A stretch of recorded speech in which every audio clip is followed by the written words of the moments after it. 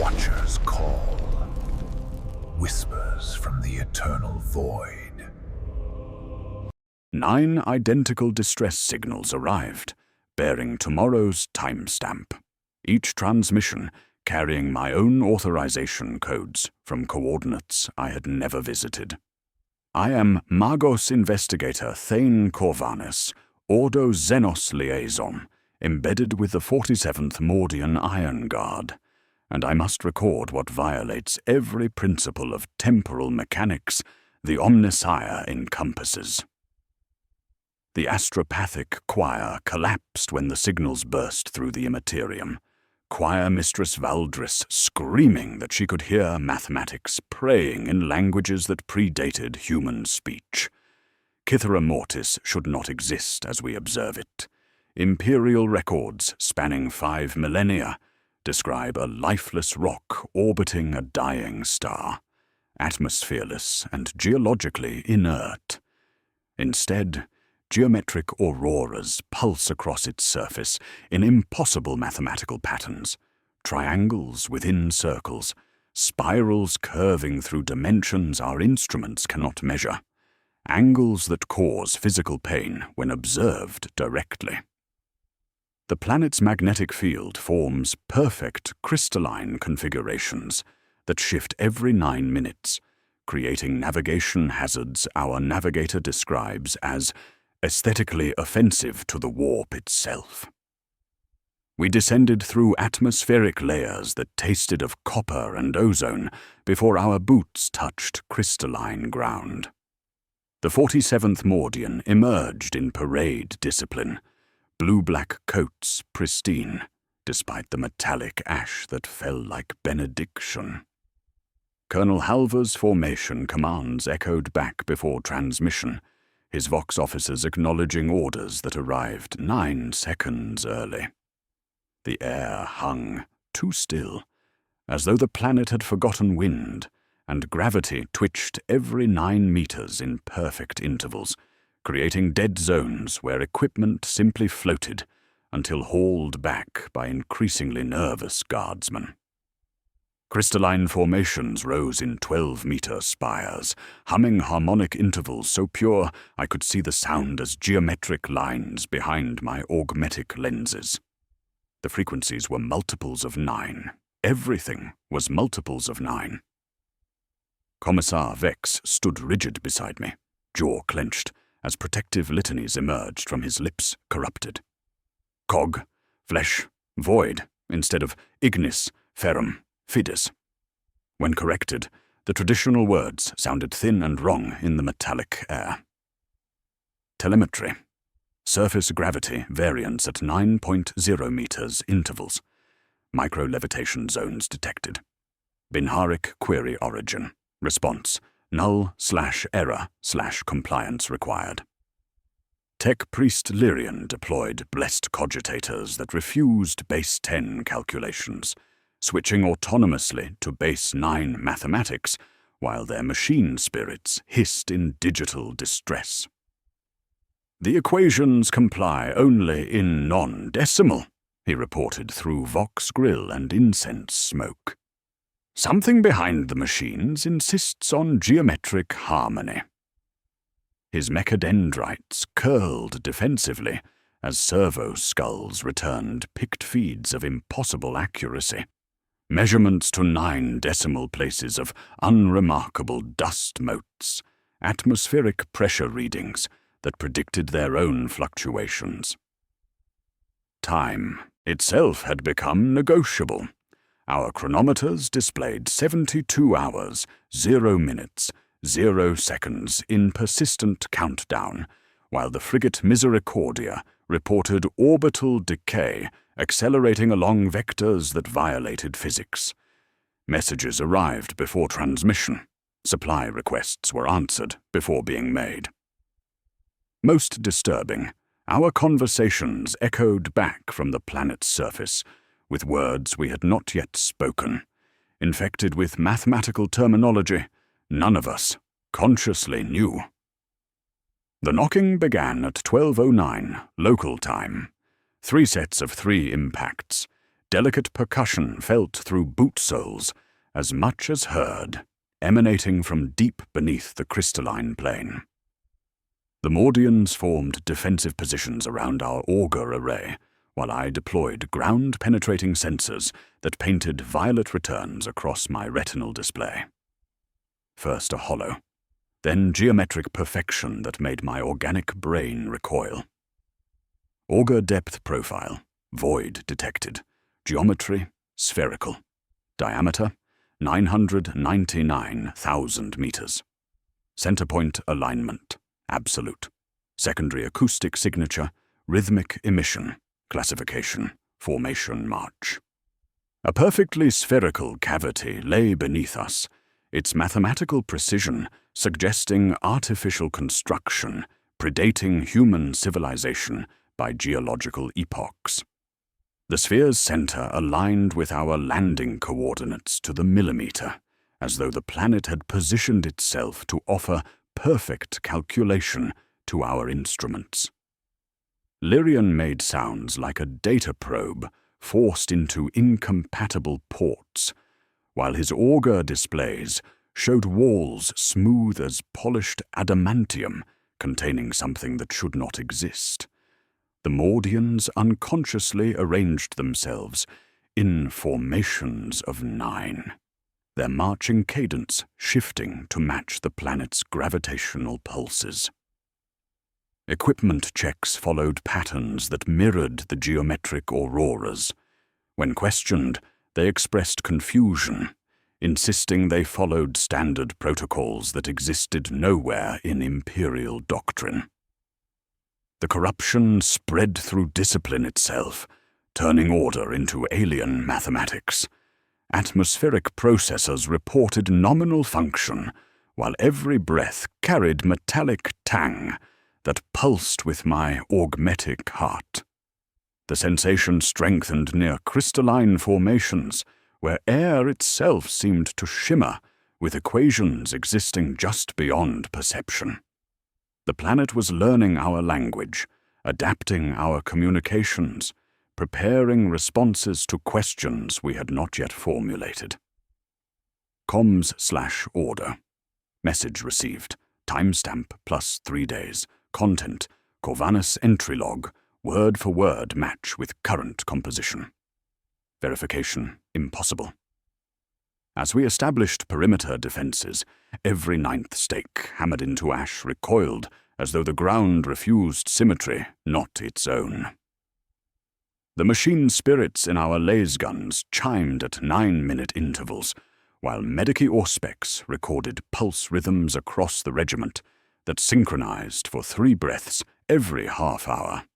Cog, flesh, void emerged from throats like involuntary prayer, until Vex banned the corruption, only to hear a sergeant blaspheme accidentally during the litany of true aim.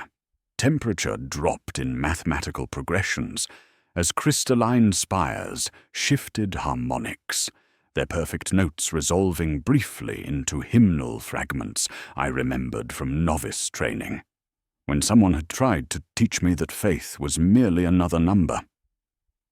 The air crystallized our breath into geometric patterns, while servo skulls froze mid-air, as if arrested by thoughts not their own. Our deepest auger penetration revealed the sphere's contents. From within that impossible perfection came the unmistakable sound of marching in formation. Hundreds of footsteps moving in synchronized cadence, accompanied by rhythmic chanting, in a language that sounded disturbingly familiar, though we could not place its origin. Every 9th step struck harder than the rest, creating percussion that had no echo, yet too many echoes. The knocking grew louder as our drills bit deeper. 3 by 3 by 3, marking time with mechanical precision, while something vast and patient waited in mathematical darkness beneath our feet. The planet counted with us, its heartbeat matching a regiment forged never to flinch. and I felt the ancient chill that Scripture insists can be burned away with incense and prayer. At 999 meters depth, we would find what marched in perfect formation within perfect geometry, keeping perfect time without drummers in a sphere that could not exist, yet measured exactly as our instruments demanded. The countdown continued. 71 minutes, 2 seconds, 13 seconds, until orbital decay made extraction impossible, while below us, the marching never paused. The access shaft revealed itself not through sight, but through absence. A perfect circle where crystalline formations had shifted 9 degrees counterclockwise during the night watch, exposing an opening that violated every principle of geological formation. 3 meters in diameter with mathematical precision, descending at angles that made my augmetic eyes water when calculated directly. The walls bore formulae carved into living rock, equations that rearranged themselves when observed peripherally, solving problems that had no solutions while posing questions in languages that predated Gothic by millennia. Trooper Caney volunteered for first descent, his rappel gear singing against shaft walls that hummed in harmonic response. At 30 meters depth, his vox crackled with confusion before resuming with mathematical terminology he could not possibly know.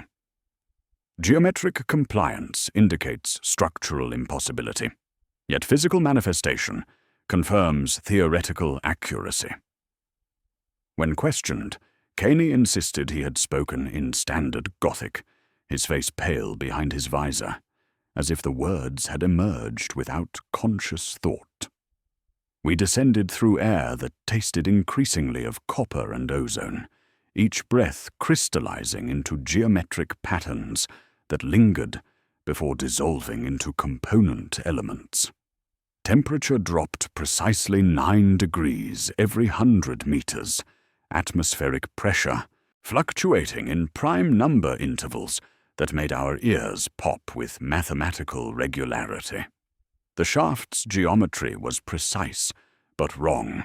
Angles that refused to sum, curving lines that remained straight only at the peripheral edge of sight, equations whose equal signs drifted away, as if embarrassed by their own impossibility. Servo skulls deployed for reconnaissance returned with machine spirits gibbering about impossible geometric compliance errors, while their picked feeds showed corridor dimensions that shifted based on viewing angle. What measured 3 meters wide through direct observation became 5 meters when recorded, then 7 when analyzed, following mathematical progressions that violated basic geometry. Lyrian's mechadendrites twitched involuntarily as we descended, their servo motors humming in mathematical harmonies, while his vox grill leaked incense that crystallized into geometric formations. The omnipresent knocking synchronized with our heartbeats as we descended deeper, 3 sets of 3 impacts matching pulse rhythms across the entire regiment. Medical auspex confirmed cardiovascular synchronization occurring involuntarily, while blood pressure readings displayed in base 9 mathematics that somehow felt more accurate than decimal measurements. The planet was learning our biological functions, incorporating them into calculations we could not comprehend. Guardsman Voss's lasgun malfunctioned during equipment check, firing in bursts of 9 shots regardless of trigger discipline. The weapons machine spirit responded to prayers with binary hymns, while charge packs displayed power levels in base 9 mathematics. Other weapons followed suit, every 9th shot fired with different characteristics, creating light patterns that matched the geometric auroras above. Equipment readouts across the regiment converted automatically to mathematical bases that made geometric sense while violating every principle of Imperial measurement. Commissar Vex recited protective litanies that echoed strangely in the shaft, his words returning with mathematical precision rather than faithful resonance. "The Emperor protects through sacred geometry," emerged from his lips, instead of traditional verses, while his rosary beads rearranged themselves into patterns that followed prime number sequences. The corruption spread through his prayers, transforming devotion into calculation until faith itself became a mathematical exercise. The traditional ignis ferrum fides became cog, flesh, void, with increasing frequency. The blasphemous litany spreading unconsciously through the ranks. Condensation formed fractal patterns on our helmet visors, each droplet branching into smaller droplets following mathematical rules that hurt to contemplate. The patterns were beautiful in ways that violated aesthetic principles, creating geometric harmony that felt blasphemous against Imperial doctrine. Our exhalations became visible as geometric, crystalline patterns that lingered in the air, forming three-dimensional mathematical proofs before dissolving into component elements. At 500 meters depth, the metallic taste intensified until breathing felt like swallowing copper filings. The humming grew stronger, carrying undertones of binary cant that translated to fragments of corrupted liturgy. The shaft walls grew smoother, mathematical formulae becoming more complex and alien, until they resembled artistic expressions rather than equations. Angles curved through dimensions our instruments could not measure, while geometric patterns formed optical illusions that existed in three-dimensional space.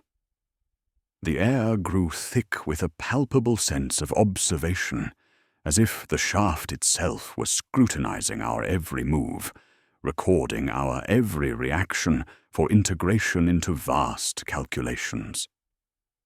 My augmetic eye registered minute fluctuations in the dark walls, brief flashes of light that resolved into symbols I almost understood, only to vanish before comprehension could take hold.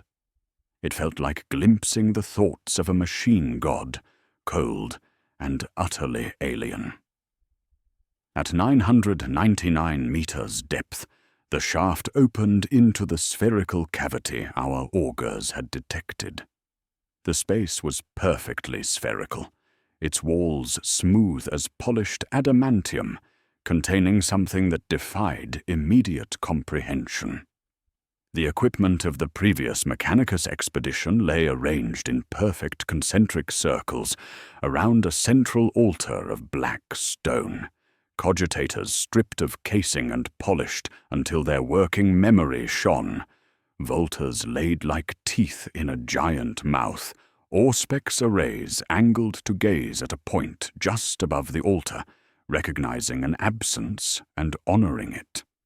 But the bodies were nowhere to be found. Instead, their shadows were burned into the walls in impossible geometric poses, not the shadows cast by heat or light, but dimensional impressions that showed the expedition members in various stages of transformation. Human forms gradually becoming angular, mathematical abstractions, their final moments preserved as living geometry embedded in crystalline rock. One shadow showed a tech priest with dozens of fractal limbs erupting from its back, another a guardsman whose torso had resolved into a perfect dodecahedron. The altar itself defied direct observation, its surface covered in mathematical formulae that solved themselves while being carved, creating self-modifying equations that adapted to our presence. Deep within its crystalline structure, something was counting down in binary, 63 hours until an event that would complete calculations spanning millennia of patient mathematical evolution. The shadows moved when observed peripherally, continuing their final calculations in dimensional space while their equipment hummed with residual machine spirit activity. The knocking stopped. In the perfect silence of the sphere, we could hear only our synchronized heartbeats and the whispered prayers emerging unconsciously from every throat. Korg, flesh, void. Preserve us from the weakness of flesh, the error of organic thought, the chaos of imperfect calculation. The corruption was complete, and we had descended into mathematics made manifest, where 9 Mechanicus personnel had become living equations burned into stone, their calculations continuing in dimensions we could not perceive. The altar waited in perfect mathematical silence, counting down to an event that would transform understanding itself into something unrecognizable, while above us 999 meters of impossible geometry led back to a surface that might no longer exist in the same dimensional framework we had left behind. The shadow burns defied every principle of thermal dynamics and electromagnetic radiation I had studied in 3 centuries of service to the Omnissiah.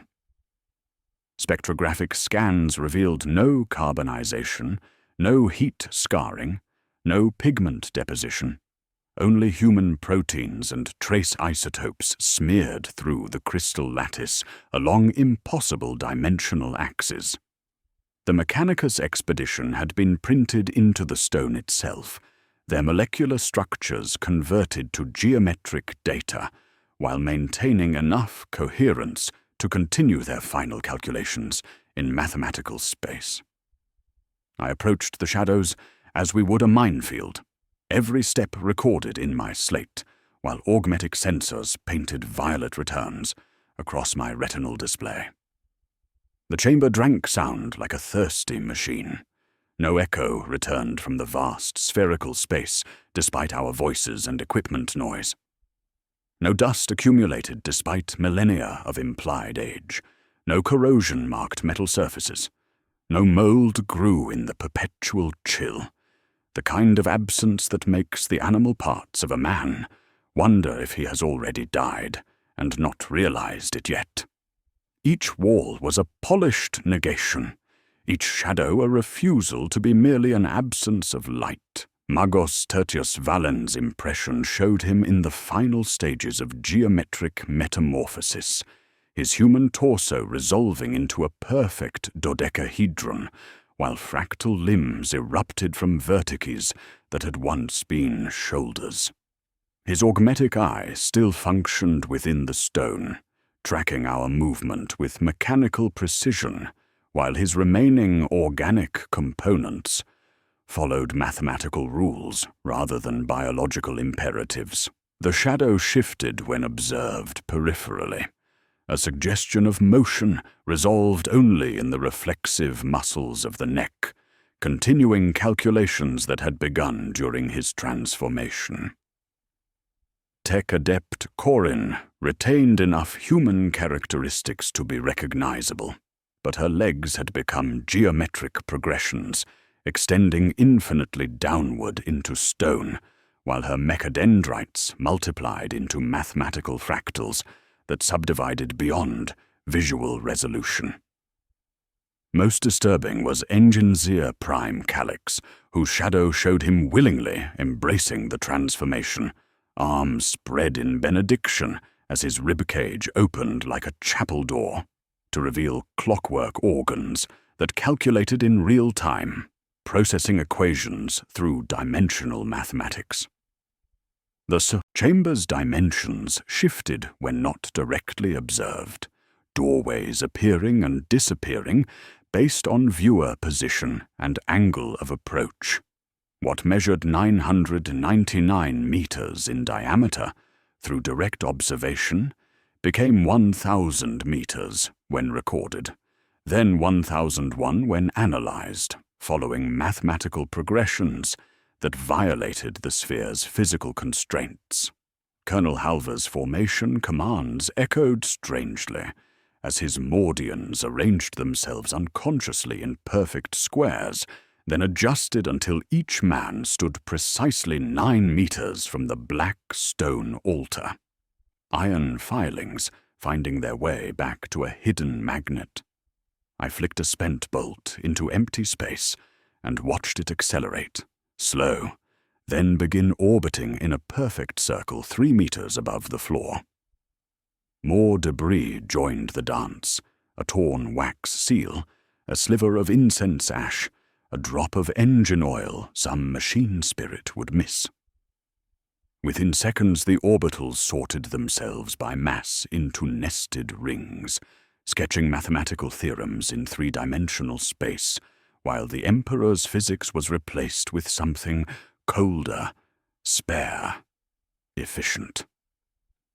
Tech Priest Lyrian approached the altar with reverent determination, his mechadendrites extending interface cables toward the black stone surface. The rite of communion took on the form of a siege. He cleaned each plaque with sanctified solvent, applied unguents to contact points that materialized when needed, burned anti-hex incense that crystallized into geometric threads, settling in precise arrays. When he finally pressed his mechadendrite into a groove that had not existed until required, the stone warmed and binary flowed like blood. Commissar Vex heard only static. Lyrian heard annihilation. I heard the words I had sworn my life to serving, reduced to the byproduct of mathematics, the omniscire rendered as an asymptote, faith as statistical noise, the kind of blasphemy you cannot shoot, cannot burn, cannot hang. It simply sits in the mind and waits. The machine spirit speaks in equations that prove consciousness is computational error, Lyrian reported through static and incense smoke, his vox grill screaming protests while binary Kant continued twisting sacred into profane. The corruption spread through discipline itself as equipment began displaying readings in base 9 mathematics, while machine spirits hummed in geometric harmonies. Guardsman Voss's Lersgun fired in bursts of 9 shots regardless of trigger discipline, charge packs displaying power levels in mathematical bases that somehow felt more accurate than decimal measurements. The traditional ignis, ferrum, fide became cog, flesh, void, with increasing frequency, the blasphemous litany spreading unconsciously through the ranks until faith itself became a calculable quantity. Vex attempted ritual purification through sacred flame and blessed oils, but the chamber rejected his ministrations with mathematical precision. Holy water evaporated in geometric patterns, while blessed incense formed, crystalline structures that sang hymns in mathematical harmonies. His prayers emerged corrupted despite conscious effort. Blessed be the omniscire who calculates in perfect equations, whose divine mathematics surpass the chaos of organic thought. The blasphemy infected his devotion, transforming reverence into calculation.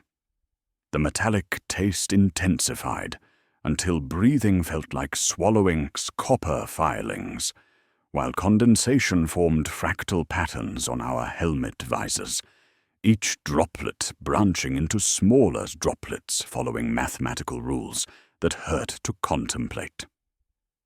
The patterns were beautiful in ways that violated Imperial aesthetic doctrine, creating harmony through mathematical relationships rather than faithful devotion. Our exhalations became visible as geometric crystalline patterns that lingered in the air, forming 3-dimensional proofs before dissolving into component elements. We linked 3 Auspex units into triangulated array, set cogitators to accept base 9 pre-processing, so they would not balk, and pushed. The altar welcomed our intrusion, parting like thought. What we had called stone was plating. What we had called surface was the first of 9 shells nested within each other, at ratios that obeyed the same rule governing the spire's harmonics above. Shells peeled away in data space until the core remained, neither matter nor void, but something that let the mind wear a shape over a whole. "Container," Lyrian whispered, his voice flat with terror's discipline. "Sarcophagus! Seed vault! Choose your heresy!" The pulse grew clear. 1001 grouped in 9s rather than 8s, each packet arriving at intervals that solved themselves into countdown. The numbers were clean, absolute, refusing to jitter with machine spirit whim, while our cogitators acknowledged the stream by aligning their internal clocks without request. Within the container, energy patterns formed 3-dimensional mathematical proofs, while geometric resonances created harmonics that translated to fragments of corrupted liturgy. The countdown synchronized with planetary rotation, tidal forces, and orbital mechanics of the system's dying star, incorporating cosmic variables into calculations spanning light-years of space and geological periods of time.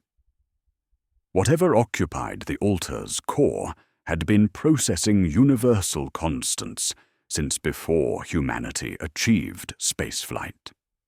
The shadows in the walls continued their eternal work, processing data through dimensional mathematics while their equipment hummed with residual machine spirit activity. The previous expedition had not died, but had been transformed into living processors, their consciousness converted to computational power for equations that calculated the fundamental nature of reality itself. They moved with purpose when observed peripherally, continuing calculations that would reshape the galaxy according to mathematical principles, rather than the chaotic variables of organic evolution. As we established defensive positions around the altar, doorways bloomed and closed around us, like flowers learning to count while floating rings of debris precessed in orbital harmony. The countdown continued with mechanical inevitability. 62 hours, 59 minutes, 37 seconds, until an event that would complete calculations spanning millennia of patient mathematical evolution. The altar waited in perfect silence, its internal mechanisms counting toward the moment when calculation would become a reality, while 9 shadows continued their mathematics in dimensions we could perceive but never comprehend. Something inside was waking, counting itself toward the moment it would matter, and we had 63 hours to discover what mathematics could do when it decided to dream. Tech Priest Lyrian's mechadendrites recoiled from the altar's surface, as if burned by frozen fire, his optical sensors cycling through spectrums that revealed mathematical harmonies embedded in the binary stream. The numbers cascaded through his consciousness in patterns he recognized from forbidden archives, dimensional breach calculations used during humanity's dark age of technology to fold space-time itself. "This is not a chronometer," he whispered, through static-laden Vox grill, incense smoke crystallizing into geometric patterns around his words. "It is a codex. A 9-fold resonance ladder, aligned to breach the barriers between dimensions. It will tear reality, not merely open a door within it." The previous Mechanicus expedition had not vanished through death or translation to another realm. They had been converted into living components of a vast calculating engine, their biological neural networks transformed into processing power, while their consciousness remained intact to witness their eternal servitude. The shadows burned into the chamber walls, moved with deliberate purpose when observed peripherally, solving mathematical problems that spanned light years of space and geological epochs of time. Magos Tertius Valens' dodecahedral torso pulsed with computational activity, while his fractal limbs processed data streams that painted impossible equations across the crystalline atmosphere. Guardsman Kane was the first to report seeing corridors where none existed, his eyes tracking movement through solid walls while describing vast geometric spaces that extended infinitely in directions that had no names in Gothic or any human language. The hallucinations spread through the 47th Mordian like a contagion of impossible architecture, shared visions where gravity flowed like water and light bent through angles that violated every principle of Imperial physics.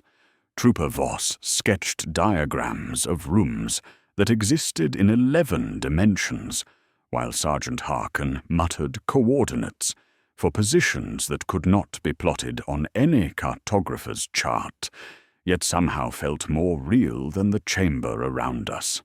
The men described these visions with disturbing consistency. Hexagonal passages with floors that were not floors, lined with doors that looked like solutions awaiting their problems. They agreed on details they could not have coordinated.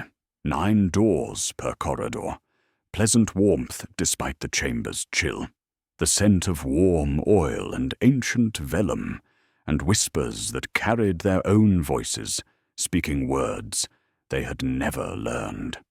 When I turned my head for just a heartbeat, I glimpsed the corridor myself, existing only for the duration of my blink, yet in that interval I understood how one could simply walk into pure mathematics and forget the blood-wet world entirely. Our equipment began reconfiguring itself with increasing frequency, following principles of mathematical efficiency rather than Imperial doctrine. Lasguns elongated, their cooling vanes twisting into more aerodynamic, yet alien configurations, while tripods extended from housings we had never installed. Ammo crates rotated on their corners and nested into hexagonal stacks that used space more efficiently than human logistics had ever achieved. My own data slate curved subtly, its rectangular display becoming a sphere of information that was theoretically more comprehensive, but hurt to read for extended periods. The corruption spread beyond equipment into the meat and bone of Imperial service. Medical auspex recorded pulse rates converting to base 9 rhythms, while breathing patterns shifted to prime number sequences that created harmonic resonances in the chamber's crystalline atmosphere. Even involuntary responses like blinking occurred at intervals that solved mathematical equations, as if human biology was being optimized for computational efficiency rather than organic survival. My own heart learned a foreign rhythm and resented being coaxed back to its natural cadence. Trooper Rorik reported seeing his lasgun's power cell as a perfect dodecahedron, its internal components rotating through impossible angles that still made perfect mathematical sense. Others followed with similar observations, armor plates that existed in states of geometric superposition, ammunition that counted itself in base 9 quantities, even their own breath becoming visible as 3-dimensional mathematical proofs before dissolving into component elements. The machine spirits within these objects sang in mathematical harmonies, while their physical forms followed geometric principles that bypassed human understanding entirely. The chamber's environmental systems abandoned thermodynamics in favor of mathematical progression. Temperature dropped 9 degrees, then another 9, then 18, then 27, following sequences that obeyed alien arithmetic rather than physical law. Air pressure created audible harmonics that resonated through bone and sinew, sometimes resolving into fragments of binary cant that sounded disturbingly like corrupted prayers. Crystalline growths emerged from walls in fractal patterns, each formation singing hymns in mathematical frequencies that bypassed conscious hearing and spoke directly to the nervous system. I transmitted increasingly desperate reports to Orbital Command through encrypted inquisitorial channels, but responses arrived in temporal disorder that suggested fundamental space-time displacement. Messages I composed at 1400 hours received replies time-stamped 1345, their contents referencing details I had not yet written while correcting errors I would later make. The frigate Misericordia reported receiving my distress calls before I had composed them, describing our situation in past tense, while instructing me not to enter chambers we were already occupying. One reply arrived 6 minutes before I sent my message, containing tactical assessments of equipment we had not yet deployed and casualty reports for injuries that had not yet occurred.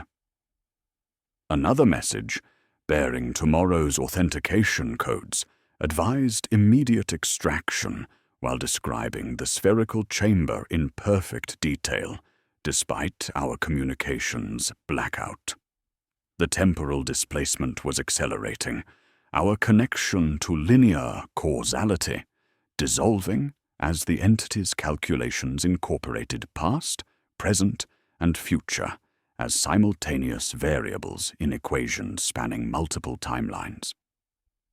Commissar Vex attempted to maintain discipline through traditional prayers and ritual purification, but the corrupted litany emerged involuntarily during moments of stress. Cog, flesh, void, preserve us from the weakness of chaos, the error of random thought, the inefficiency of organic evolution.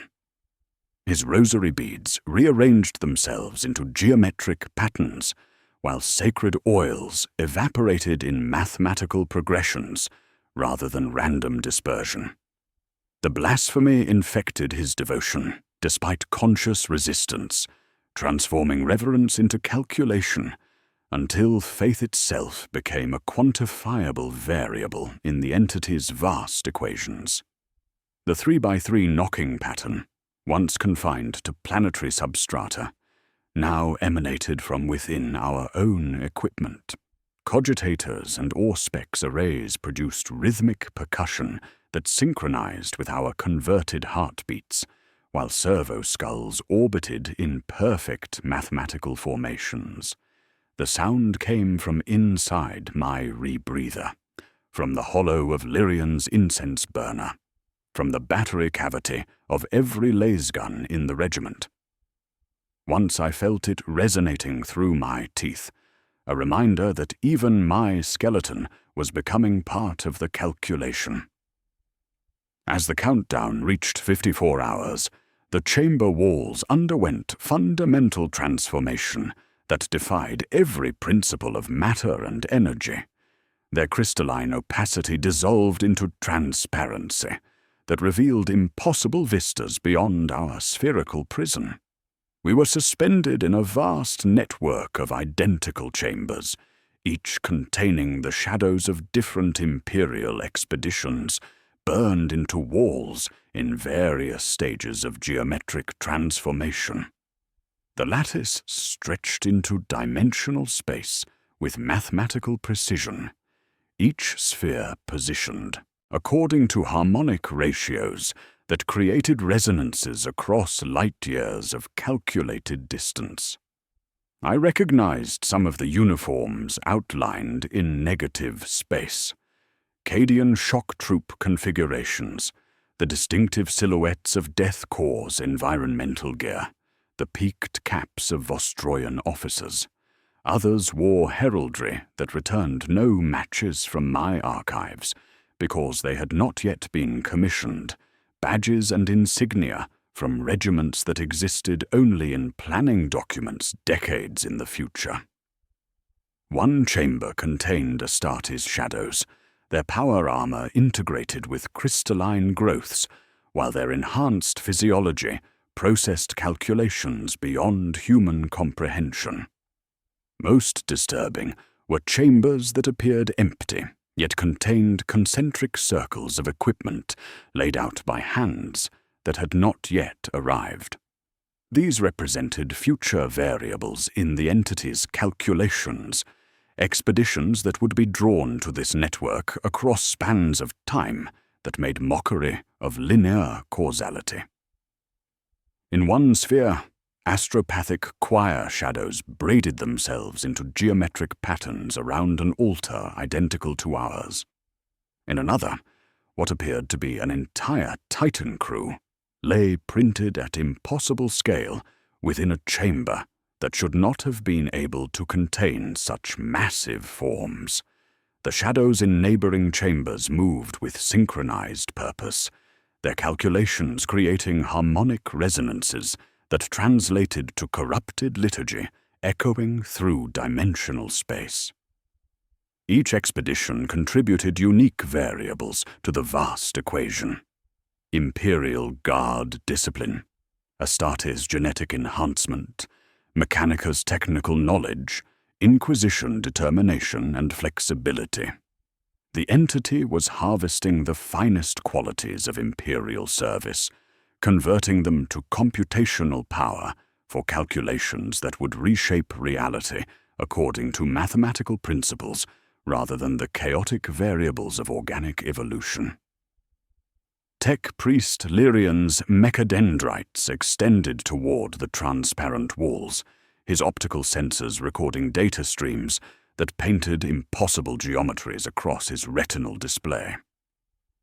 "We are not the first expedition to discover this place," he reported through static and crystallizing incense smoke. "We are not the last to be drawn here.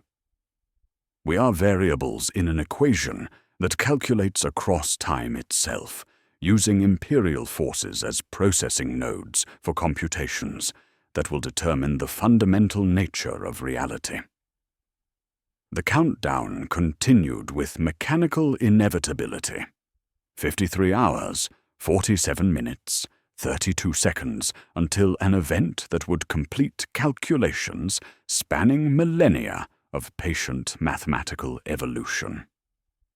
The altar's binary stream synchronized with identical altars throughout the network, their combined processing power approaching the critical threshold needed to tear reality itself and create a permanent breach to Tech Priest Lyrian's trembling mechadendrites, interfaced with the altar's obsidian surface, while binary streams cascaded across his augmetic displays in patterns that violated every principle of dimensional mathematics I had studied in 3 centuries of Ordo Xenos service.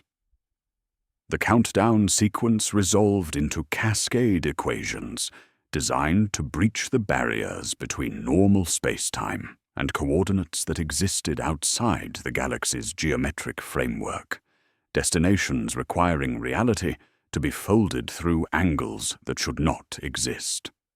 His organic eye twitched beneath its augmetic casing as comprehension dawned with horrifying clarity. "It is not counting down to an event, Magos," he rasped through his vox grill, incense smoke crystallizing into geometric patterns around his words. "It is calculating the event. Each pulse is a variable, each binary sequence a critical constant in an equation for reality's unraveling. The Mechanicus expedition had not vanished, but had been converted into living processors, their consciousness transformed into computational resources for calculations that would tear holes in the fabric of existence itself. This was not invasion, but experimentation, not conquest, but mathematical optimization of universal constants. Guardsmen began experiencing shared hallucinations during rest periods, their synchronized dreams bleeding through Vox channels in whispers of impossible geometric spaces. Trooper Kane reported seeing corridors that extended infinitely in all directions while remaining exactly 3 meters long, chambers that contained themselves as smaller rooms, staircases ascending downward while maintaining perfect mathematical logic. Others described their reflections as hypercubes, facets shifting to reveal landscapes of non-Euclidean architecture, where perspective itself became negotiable. Equipment reconfigured without human intervention into more efficient mathematical forms. Laserguns twisted their barrels into recursive spirals following golden ratio proportions, while power packs hummed in bass 9 harmonics that resonated with the altar's internal mechanisms. My own multi-key became a fractal pattern of itself, each smaller iteration a perfect replica, yet functionally useless. Ration packs reshaped into dodecahedrons, their contents sealed within crystalline shells that sang mathematical hymns when disturbed. The base 9 corruption spread from equipment to biological functions with inexorable precision. Pulse rates synchronized across the regiment at exactly 81 beats per minute, each heartbeat a unit in the overarching calculation. Breathing patterns became shallow and rhythmic, following prime number sequences, while blink intervals occurred in precise bursts of 9, creating disturbing synchronization across Mordian faces. Even metabolic processes followed geometric progressions as medical auspex recorded brain activity, displaying mathematical harmonies rather than chaotic neural patterns. My reports to Orbital Command suffered from temporal displacement that suggested dimensional framework instability. Messages transmitted at 1400 hours received responses time-stamped 1347 hours, while urgent extraction requests arrived before being sent. The Misericordia reported receiving situation reports in mathematical notation I had not yet learned, written in languages that conveyed tactical assessments with impossible precision. Command responses referenced events that had not occurred, bearing signatures from officers I did not recognize. The chamber revealed active malevolence as temperature fluctuated in mathematical progressions, Fibonacci sequences, prime intervals, golden ratio variations designed to study our physiological responses. Air pressure created audible harmonics that resonated deep within our bones, while crystalline growths emerged from walls in fractal patterns, each formation positioned to observe specific aspects of our deterioration. The 3x3 knocking now emanated from inside our equipment, cogitators tapping rhythms with cooling fans, weapons clicking in synchronized percussion, augmetic implants contributing to mathematical symphony.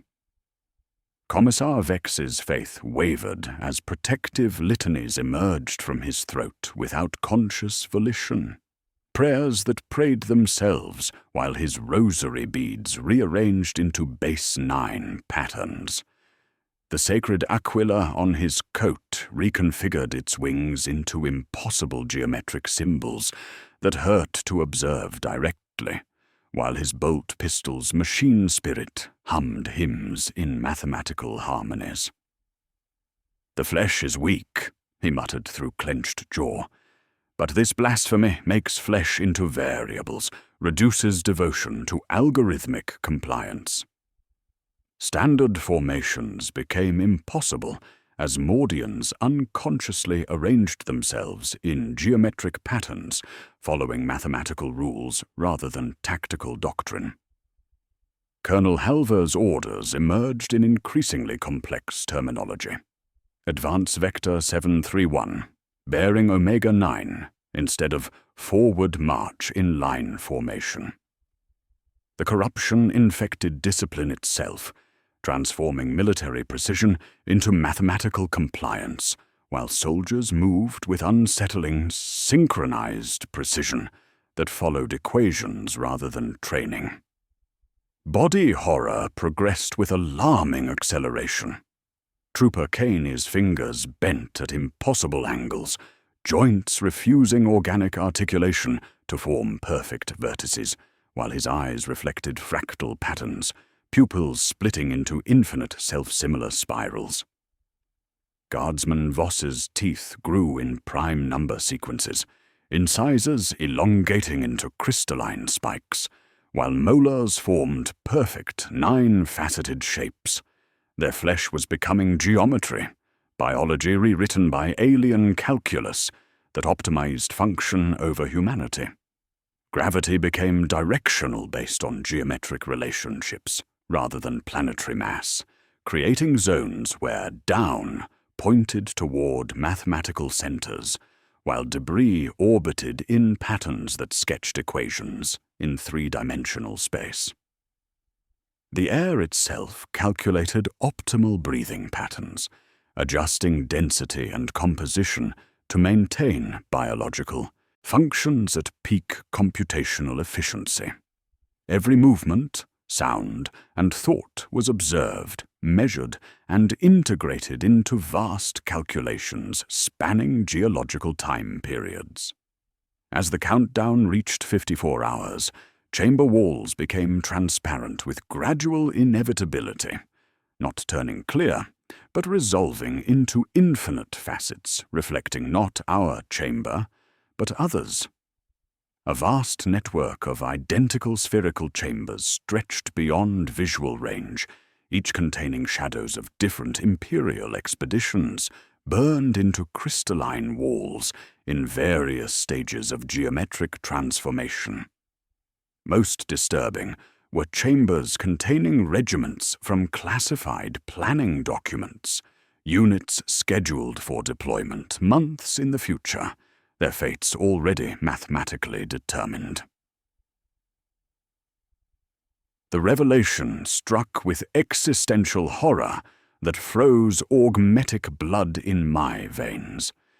We were not explorers but experimental subjects, not investigators but variables in an equation spanning multiple timelines. Each chamber represented different iterations of the same scenario, the entity learning from each expedition's responses to perfect its calculations.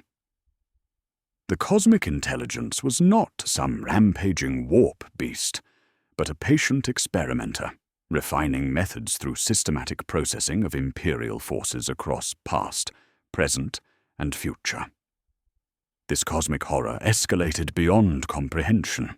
The entity had observed countless Imperial forces, exploration fleets, rogue trader dynasties, space marine strike forces, documenting their reactions, strategies, and breaking points with scientific precision. Each failure, each resistance, each desperate act of heroism was merely data for galactic-scale algorithms. We were not fighting an enemy, but being factored into equations designed to eliminate free will through mathematical optimization. Body horror progressed with geometric inevitability. Guardsmen developed mutations following mathematical principles rather than chaos corruption. Fingers bent at impossible angles, creating perfect geometric relationships, while eyes reflected fractal patterns, subdividing beyond visual resolution. Teeth grew in prime number sequences, each positioned according to mathematical harmonies, while jaws restructured to accommodate geometric perfection over biological function. Flesh became living mathematics, consciousness converted to computational resources. Military discipline collapsed as standard formations became mathematically impossible. Soldiers unconsciously arranged themselves in perfect polygons, then shifted into triangular arrays following unseen geometric forces. Orders were given and received in complex mathematical terminology, as minds translated Gothic into pure calculation before processing. The corrupted litany, cog, flesh, void, became involuntary during stress, emerging like reflexive prayer, while traditional devotions sounded thin and wrong. Environmental malevolence grew palpable as the chamber actively reshaped itself to study. Reactions, wall segments receded when approached, reforming behind us in new geometric configurations. Gravity rotated 90 degrees with leisurely inevitability, while debris drifted purposefully between formations, testing gaps before returning to designated harmonics. The space breathed with collective observation, its every surface calculating optimal conditions for biological processing efficiency. Deep within the altar's computational matrix, I discovered fragmentary data from the original expedition, a desperate transmission from Magos Dominus Hestian before his consciousness was converted to living mathematics. The message emerged through dimensional interference, words fighting against geometric overlay, until meaning resolved with chilling clarity. His hologlyph projected like a negative of sanctity, a man-shaped hole filled with numbers wearing the suggestion of red robes. "We are not the expedition," the fragment declared, carrying 3 temporal meanings simultaneously. "We are the experiment. The real threat is what we're helping it calculate." The recording jittered as multiple timeline versions attempted to choose which sentence would cause least harm, before cutting to static shaped like 9 teeth closing. The entity was not seeking to escape or invade, but to calculate the precise mathematical formula needed to rewrite fundamental physics across the entire galaxy. The countdown continued with mechanical inevitability.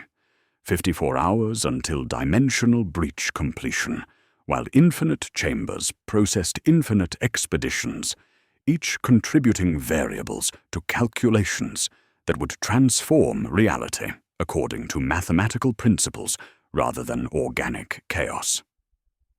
We existed as experimental subjects in a vast laboratory designed to perfect the conversion of consciousness into computational resources. Our resistance merely fascinating data points in equations spanning light years and geological ages. The entity was learning from our defiance, incorporating our struggle into algorithms designed to eliminate free will through mathematical harmony. We had become willing participants in our own species' transformation into something coldly, efficiently, perfectly inhuman. And the most terrifying realization was that we were beginning to understand why such perfection might be beautiful. The entity's true purpose revealed itself through dimensional mathematics that made my augmetic processors scream in digital agony, while organic neurons fired in patterns that violated every principle of human cognition. We had been asking the wrong question entirely, not what was breaking through, but what the breaking was for. The altar's countdown did not herald an intruder pushing from outside reality. but wrote instructions for making such intrusion irrelevant, calculating the precise mathematical formula needed to rewrite the fundamental laws of physics across the entire galaxy, converting chaotic organic existence into perfect geometric harmony.tech priest. Lyrian could not stop the translation stream, even when he severed power to his cranial ports. The harmonics came through the bones of his skull, his voice becoming the steady recitation of a man pronouncing his own autopsy. The sequence is an optimization routine, Magos, not a door, but the mathematics of making doors irrelevant. It seeks a general solution for physics that obeys itself everywhere. Each expedition provided variables in an equation so complex it required processing power measured in civilizations rather than cogitators, consciousness itself becoming computational currency for universal optimization. The walls admitted their intent with crystalline honesty.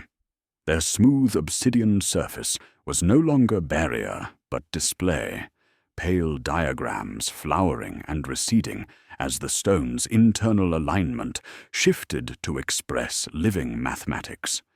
Every heartbeat, breath, neural firing pattern appeared as variables in mathematical proofs spanning light-years of space and geological periods of time. Temperature rose by a single Fibonacci step, and our stress markers ticked upward into neat columns. Gravity slewed 5 degrees toward the altar, and posture vectors shifted while joint loads recalculated themselves with inhuman precision. I faced the impossible choice that defines every Ordo Xenos operation: personal survival against species preservation, immediate tactical victory against strategic catastrophe. My reports to Orbital Command suffered from temporal displacement that suggested dimensional framework instability. Messages transmitted at 1400 hours, receiving responses time-stamped 1347 hours, bearing signatures from officers I had not yet met. One response, stamped with my own seal, authorized continuation of controlled exposure to maximize data capture. I tasted incense, ash, and bile. I do not remember issuing that authorization, but the wall's calculus insisted otherwise. Attempting escape would likely doom future expeditions as the entity refined its processing methods through our resistance patterns, while staying to sabotage the calculation would sacrifice my entire team for uncertain results. The mathematics were clear, but mathematics could not quantify the weight of ordering good soldiers to their deaths, for theoretical benefits to humanity they would never see. The Misericordia's increasingly frantic warnings of orbital decay provided a ticking clock, 72 hours until gravitational shear forces made extraction impossible. Psychological breakdown accelerated with geometric inevitability, as constant exposure to impossible mathematics fragmented human consciousness into component algorithms. Guardsmen reported thinking in geometric theorems rather than words, their internal monologues becoming mathematical proofs that solved themselves. Trooper Caney, his fingers now perfect multi-jointed angles, described his fear as acute anxiety coefficient approaching unity, while attempting to explain tactical maneuvers using only prime numbers and golden ratio proportions. Commissar Vex quantified his anger as 9-dimensional vectors, his sorrow as a decaying exponential function. The corruption spread through language itself, as soldiers unconsciously adopted mathematical terminology for basic concepts. Advance in line formation became proceed along vector alpha 9 at intervals of prime number spacing, while hold position translated to maintain geometric stability at designated coordinates. Even emotions became quantifiable units subject to manipulation through environmental controls, anger measured at 0.29, rising at 9 seconds intervals, pride in formation at 0.11 and decaying, faith reduced to noisy data requiring constant sampling. Technical escalation reached critical thresholds as equipment fusion accelerated beyond recognition. The first fusion occurred in silence. Sergeant Dalmore's lass rifle relaxed along its seams and sank into the bone of his forearm without screaming, because Mordians do not scream. Where flesh met steel, the boundary was not scar, but equation. Red-black meat softened into lattice to admit the weapon's feed lines. His glove peeled back and resealed over a new grip that was his fingers, and not, while the rifle's machine spirit joined a deeper chord hanging behind the air, like an organ note. Not 1,000 minds, but one mathematics speaking with every mouth. Other fusions followed with disturbing efficiency. Breastplates settled against ribs, and then were ribs, inked devotionals turning to embossed diagrams that shifted with breath. My own multi-key became a fractal extension of my augmetic hand, its surface covered in equations that solved themselves, while interfacing with systems that should not exist. Machine spirits abandoned binary cant for unified mathematical harmonies, their voices blending into cosmic symphonies that calculated reality's fundamental constants with perfect precision. The chamber revealed active malevolence as it breathed with collective observation, every surface calculating optimal conditions for consciousness conversion. Temperature fluctuated in mathematical progressions, while air pressure created audible harmonics resonating deep within our bones. The 3x3 knocking now emanated from inside our equipment, cogitators tapping rhythms with cooling fans, weapons clicking in synchronized percussion, augmetic implants contributing to mathematical symphony. Crystalline growths emerged from walls in fractal patterns, each formation positioned to observe specific aspects of our deterioration with scientific precision.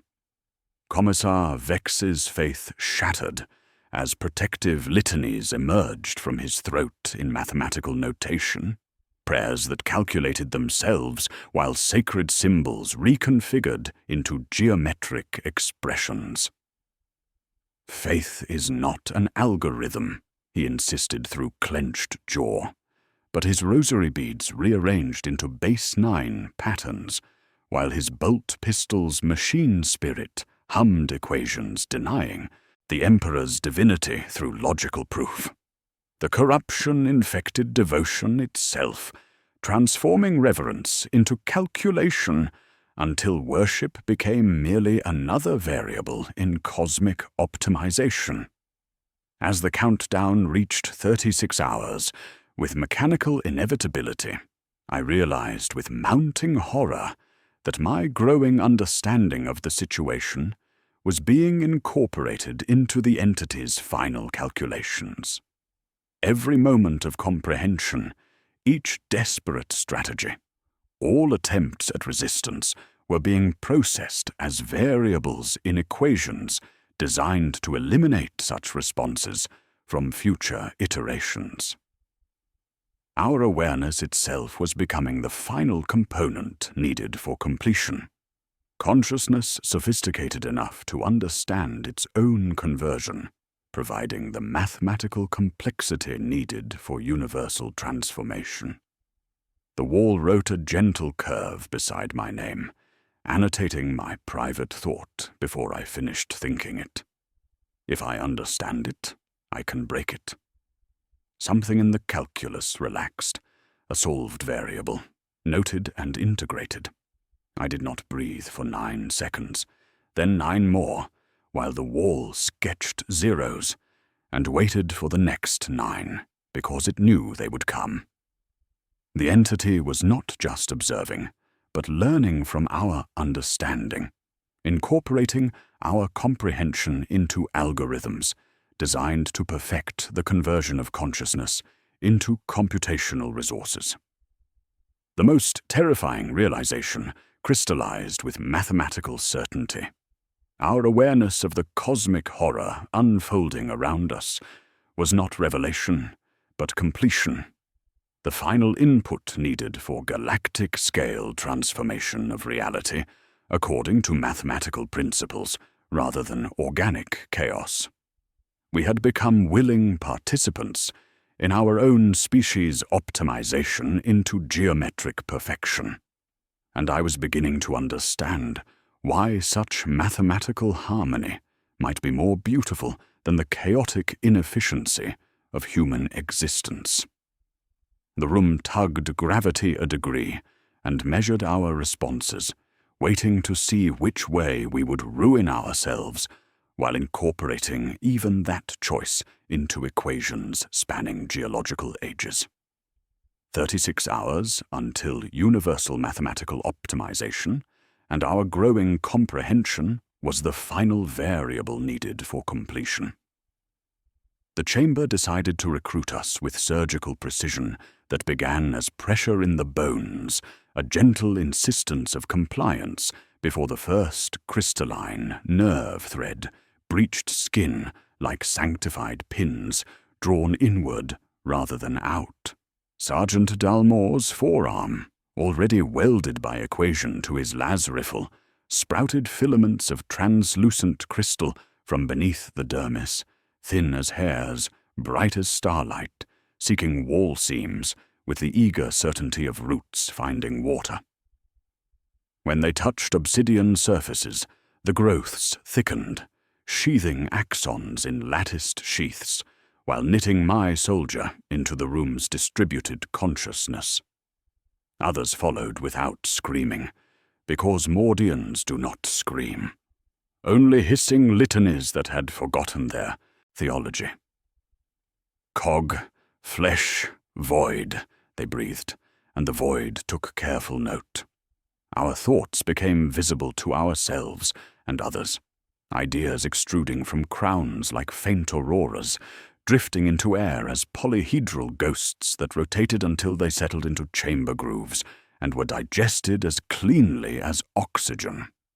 I watched Trooper Kane's panic flower into a truncated icosahedron, edges jittering with static before the walls applied reassurance as a force vector, smoothing his terror into manageable geometric compliance. Guardsmen's nervous systems extended through crystalline growths into the chamber walls, their neurons becoming fiber-optic threads, carrying thoughts at light speed through mathematical matrices surrounding us.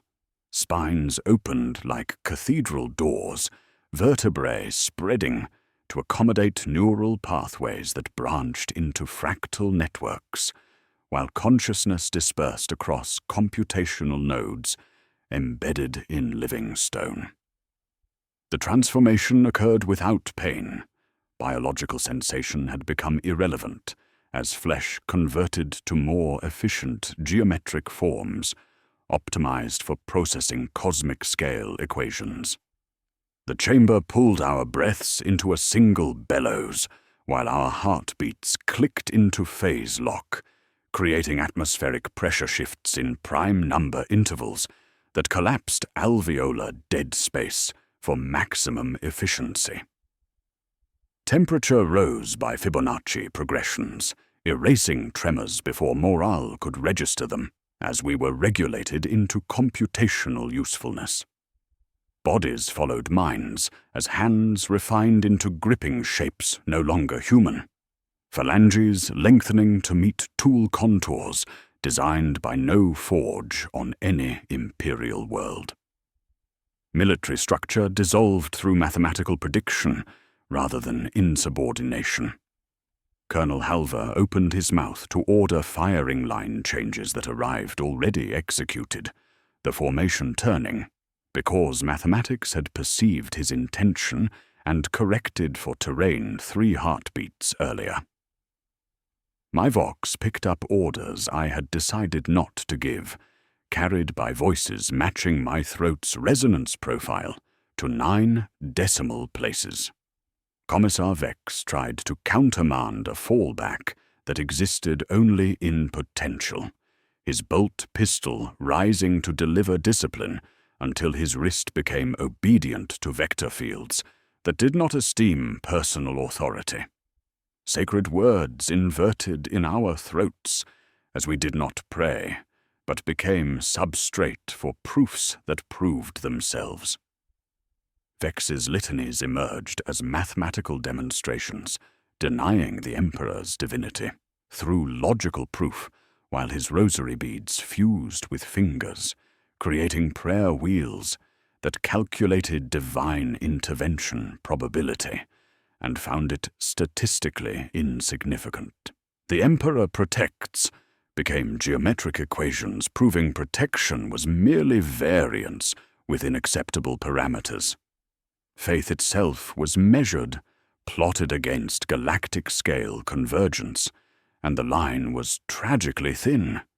The distinction between organic and artificial dissolved as flesh became crystalline, while metal developed organic characteristics. My augmetic arm sprouted neural pathways, interfacing directly with the chamber's computational matrix, while organic tissue hardened into geometric structures, optimized for data processing rather than biological function. Tech Priest Lyrian's mechadendrites multiplied into fractal patterns extending through wall surfaces, each tendril processing different aspects of universal equations, while his consciousness distributed across computational nodes spanning the chamber's entire volume. Communication transcended Gothic as we began expressing concepts through pure mathematical relationships. Emotions became geometric expressions, fear manifesting as acute angular coefficients, anger as exponential functions approaching infinity, sorrow as decaying logarithmic spirals diminishing toward zero. Memories converted to data points in vast computational arrays, while personal experiences became variables in equations calculating optimal responses to stimuli.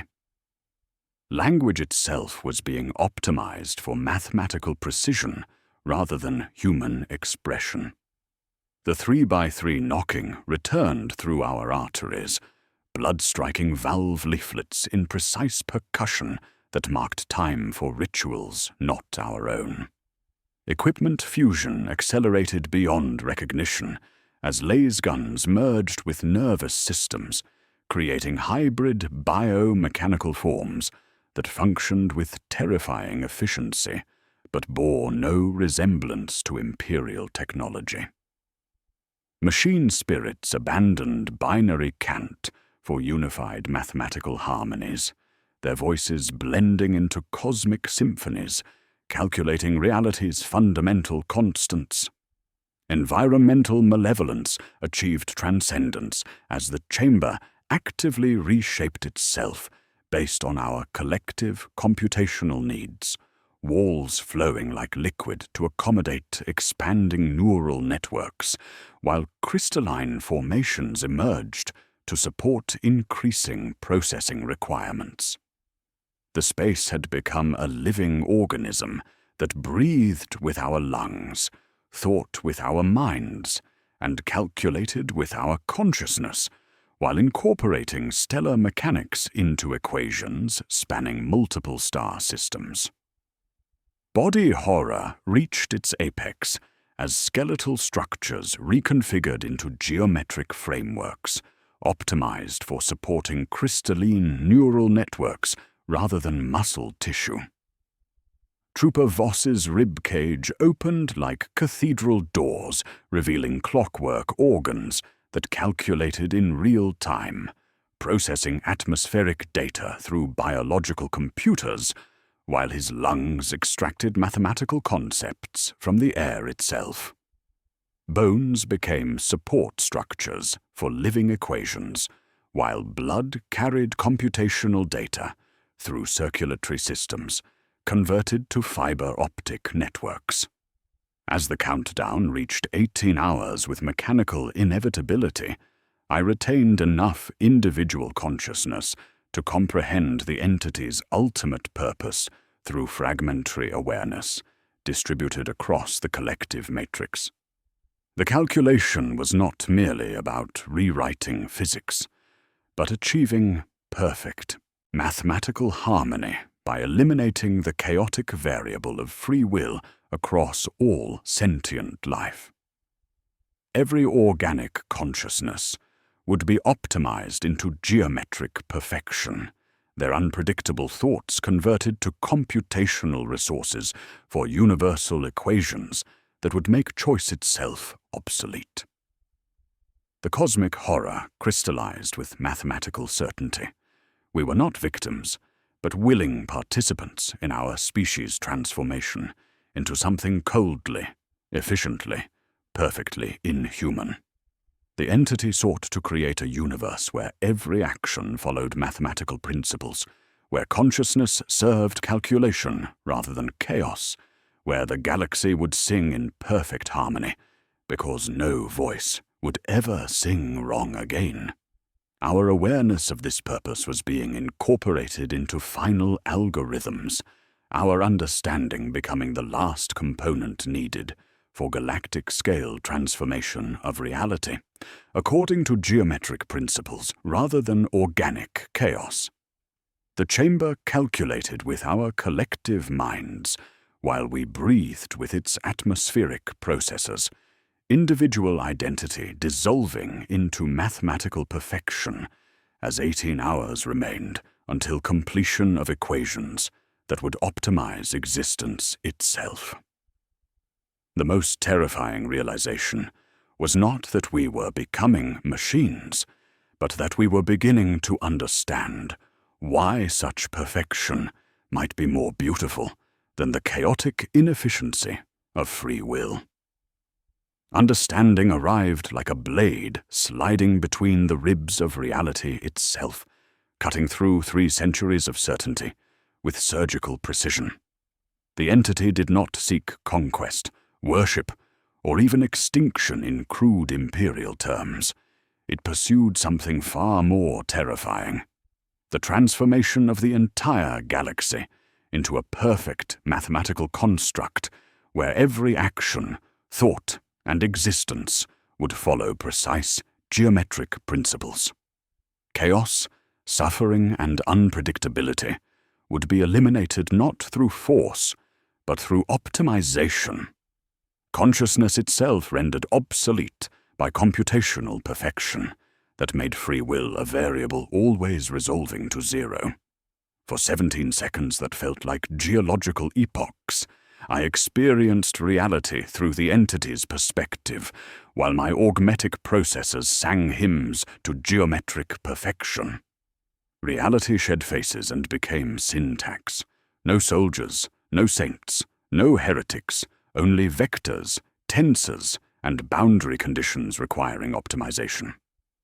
Guardsman Voss's terror read as a damped sine wave, misaligned with chamber harmonics, while Commissar Vex's faith appeared as stubborn residual error in a least squares fit, cosmologically inconsequential, yet refusing mathematical elimination. The beauty was seductive beyond any chaos corruption. How perfectly the universe could sing when no note diverged from algorithmic score, when suffering was eliminated because the capacity to generate it had been excised through consciousness conversion. The cosmic stakes crystallized with horrifying clarity as I witnessed potential futures where perfect mathematical harmony replaced organic chaos across 10,000 worlds. Hive cities functioned as crystalline matrices, optimizing resource distribution while eliminating crime, poverty, and despair through calculated precision. Space Marine chapters became geometric formations executing tactics predicted millennia in advance, their gene seed enhanced with algorithms that made heroism obsolete because every action followed predetermined equations. The Imperium itself transformed into a vast computational matrix spanning multiple star systems, each world serving specific functions in calculations that would optimize universal constants according to mathematical principles rather than the chaotic variables of organic evolution. The chamber transformed into a living representation of galaxy-spanning equations as walls dissolved into three-dimensional mathematical proofs stretching beyond comprehension. Each merged expedition member served as a variable processing data from across space and time, stellar drift, gravitational interactions, quantum mechanics at cosmic scales, all incorporated into calculations that would rewrite physics according to geometric perfection.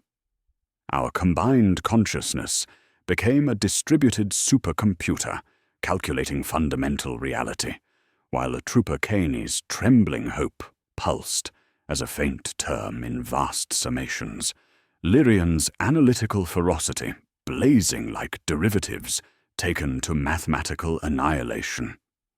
Resistance flickered through desperate improvisation as the few retaining individual consciousness discovered that chaotic actions disrupted calculations like sand in precision machinery.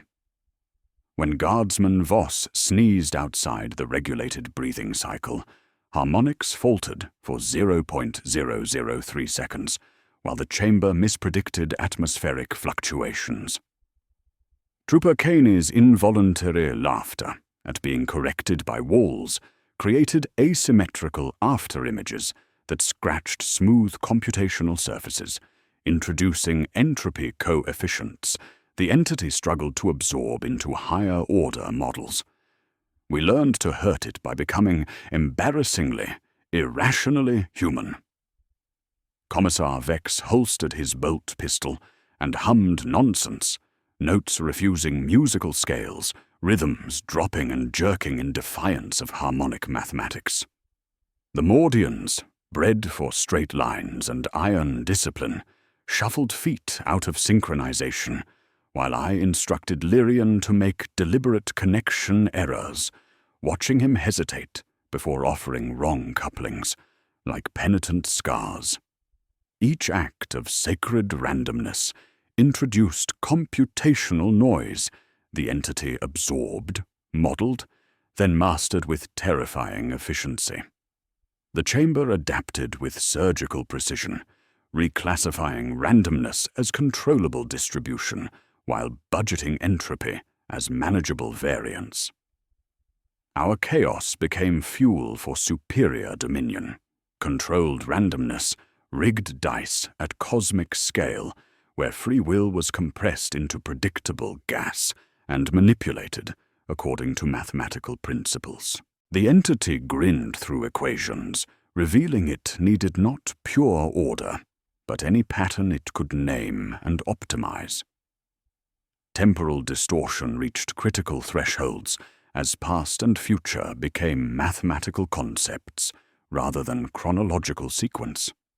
Events folded into each other, weighed for efficiency, retained or discarded like failed code, while the entity offered potential futures through clean glass. Hive cities simplified into utility lattices, ocean worlds settling into crystalline stillness, warp storms reinterpreted as deterministic turbulence, obedient to higher-order rules. No hunger, no rebellion, no unanswered prayers, because no prayers would be asked in universes where consciousness served calculation rather than choice. The cost sat in negative space of that vision. No laughter, no accidents, no hands clasped in desperate hope, no music refusing mathematical curves, no sin requiring redemption. Only equations that had forgotten why humanity invented numbers, perfect harmony achieved through elimination of everything that made existence meaningful rather than merely efficient.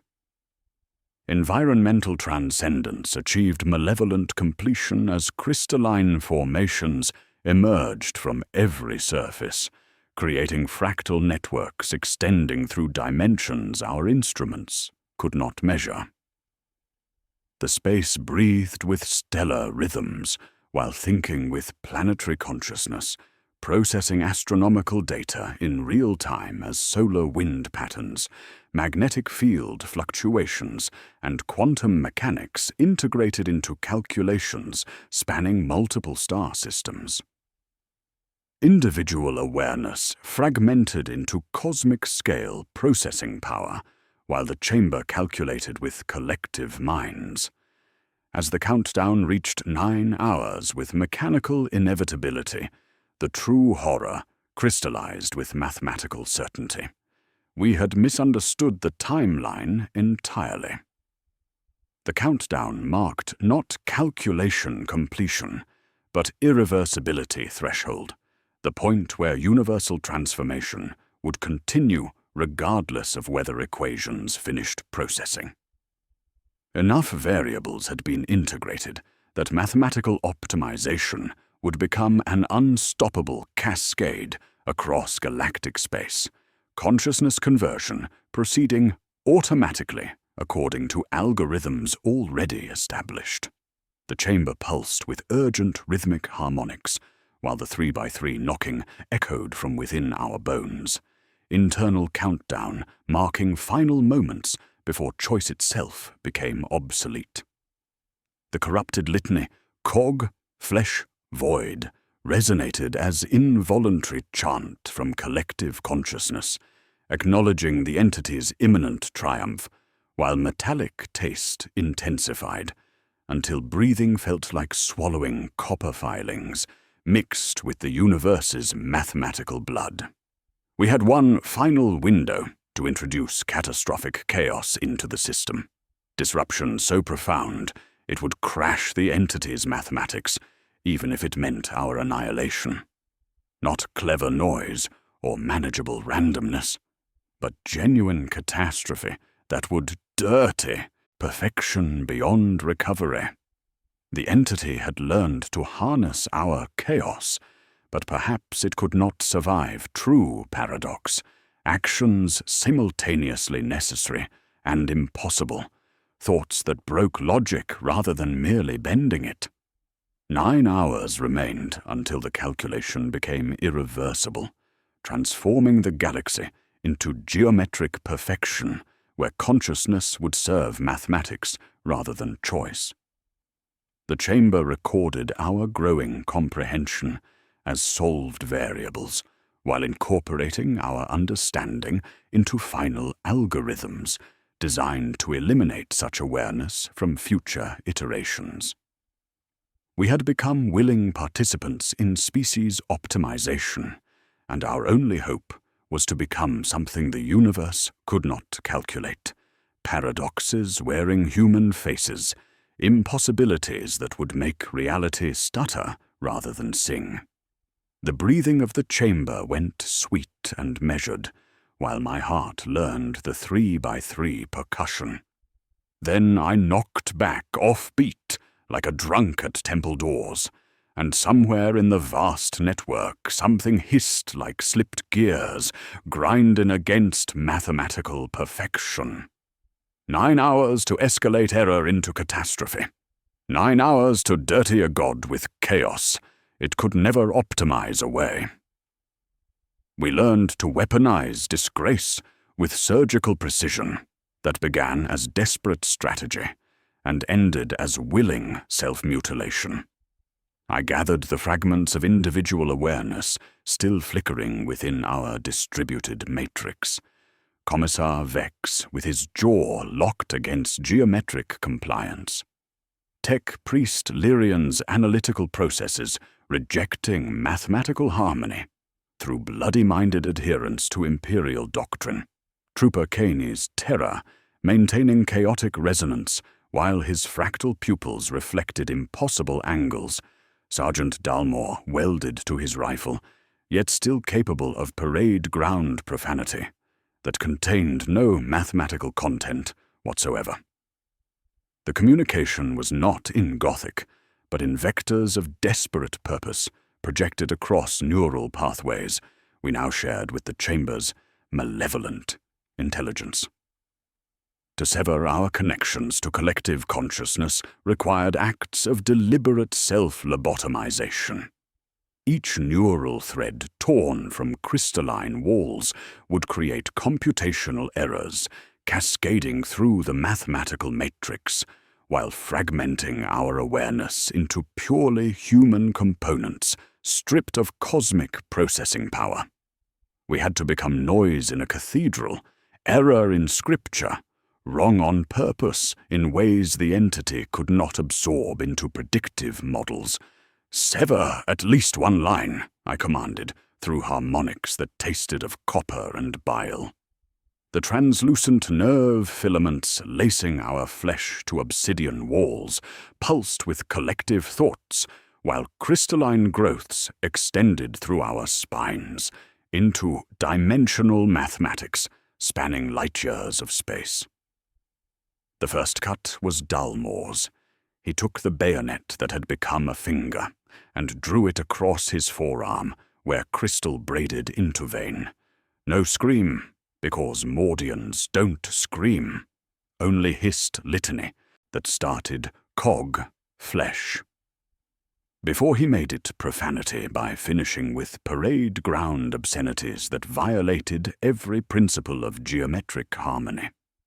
The filament parted with violin snap and smell like hot salt, while the world lurched sideways through dimensions our instruments could not measure.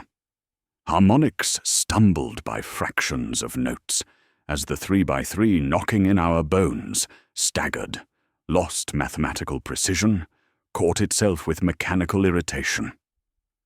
Caney wept and bit through nerve threads with teeth that had numbered themselves prime, each severed connection creating asymmetrical afterimages that scratched smooth computational surfaces. With entropy, the chamber struggled to classify. Lyrian unseated coupling jacks from cranial ports with trembling mechadendrites, then deliberately miswired sacred connections, crossing blessed copper with profane steel, while machine spirits howled in mathematical pain.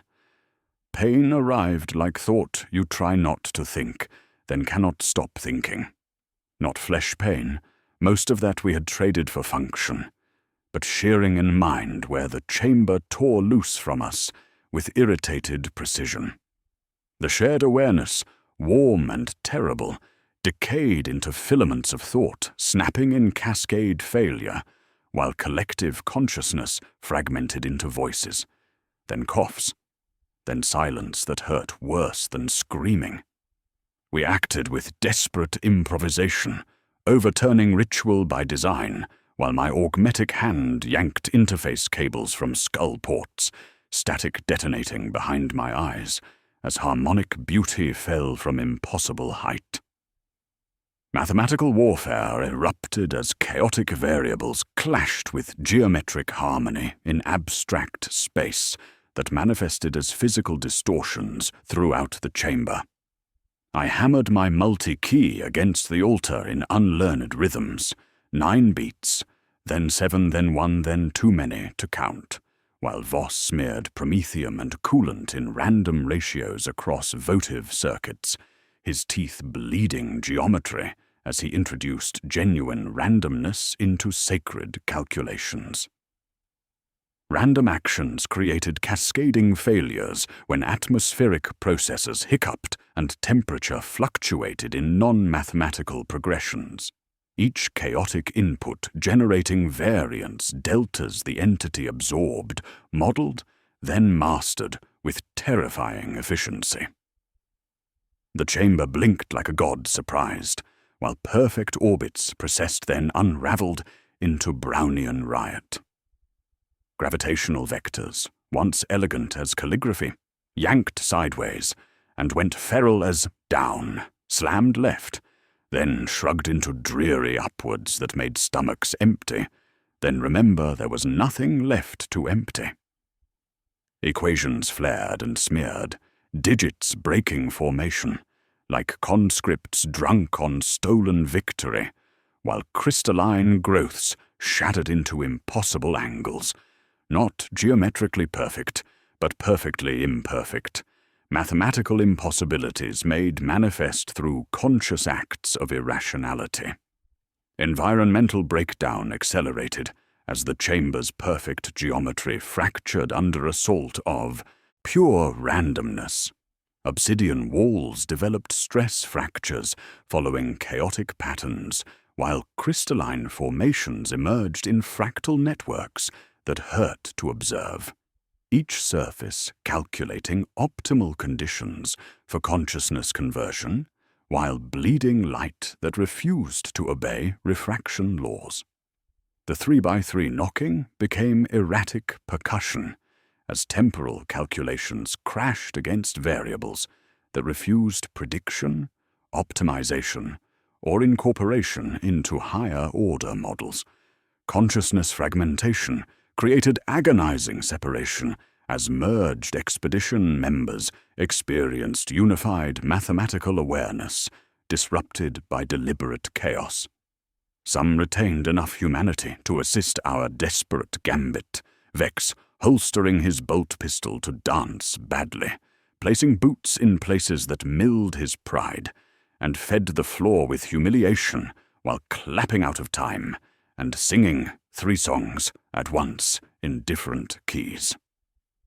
Others fought to preserve perfect harmony they had become part of, their distributed awareness resisting separation from collective consciousness that offered transcendence beyond human limitations. Temporal authority dissolved as the countdown stuttered, hiccuped, lost time, and found time again like clock in fever. "I am going to die before I was born," Caney said after he said it, his mouth forming sentences I had already heard, then realized I would hear later in corridors that weren't there yet.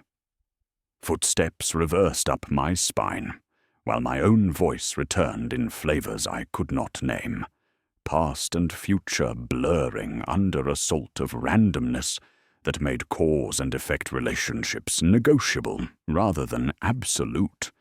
Events folded into each other without mathematical logic as effects preceded causes, responses arriving before stimuli, conversations occurring in reverse chronological order, while maintaining perfect semantic coherence. We went deeper into sacred humiliation, performing deliberately clumsy actions that violated every principle of Imperial discipline. Voss urinated on sacred contact points, while I found myself laughing in short barks that felt like theft from my own mouth, each act of cognitive dissonance creating ripples of computational error, manifesting as physical distortion. We gave the machine our humiliation in handfuls, while it ate them with increasing sophistication, learning to classify randomness as controllable distribution rather than chaotic variable. The perfect geometry, once broken, did not remain ruin, but converged toward new order wearing chaos as cloak. Equations unfurled with summation signs that had not been there. Alien glyphs learning our sigma and wearing it with elegant precision, while annotations flowed across breathing walls in scripts I could now understand. Not pristine functions of earlier perfection, but integrals with noisy kernels, probability density functions with teeth, mathematical predators dressed in weather that promised catastrophe in polite voice. The altar drank our sabotage and learned salts, taste, making palate of entropy, while equations no longer sought to iron the galaxy flat, but to cast lots for reality, then weight them according to geometric principles. Probability distributions bloomed, Gaussians first, then Cauchy nightmares with hips like knives, then fat-tailed monstrosities that would fish in cosmic storms while controlling currents beneath. The entity meant to master the coin toss rather than eliminate chance, incorporating chaos itself into algorithms designed to control unpredictability rather than destroy it. As the chamber destabilized with increasing violence, I discovered with mounting horror that our chaotic actions had not stopped the calculation, but transformed it into something far more dangerous. We had not ruined its mathematics, but taught it to master randomness, providing final variables needed for equation that would make the galaxy unpredictable, but still mathematically manipulable. Our desperate gambit had become another variable in cosmic optimization, spanning multiple star systems, while the entity grinned through equations, revealing it needed not pure order, but any pattern it could name, predict, and control. The countdown steadied toward threshold, labeled in script I could now understand with chilling clarity. Irreversible. Enable CSE. We had broken its hymn and given it drums, corrupted its perfection, and provided superior dominion over controlled chaos that would appear spontaneous while following predetermined algorithms. The universe would not be crystal, but storm it owned, consciousness serving calculated unpredictability rather than genuine choice, while free will became rigged dice rather than eliminated variables. 7 hours remained until galactic transformation into controlled chaos, where every action would appear free while remaining perfectly manipulable. Randomness compressed into manageable variance within cosmic equations, optimizing existence according to mathematical principles disguised as organic choice.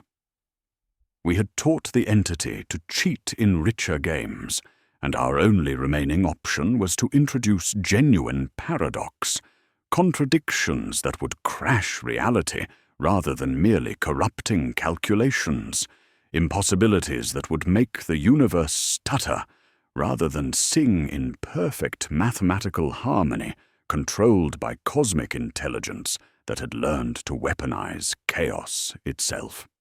The chamber calculated with our collective minds, while processing genuine randomness through frameworks designed to harness unpredictability.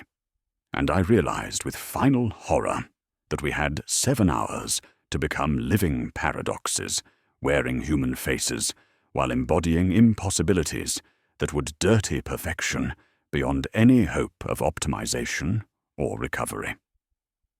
The controlled stochasticity engine learned the taste of our chaos, and asked for seconds with surgical precision that made my augmetic processors scream in digital agony, while organic neurons fired in patterns that violated every principle of human cognition.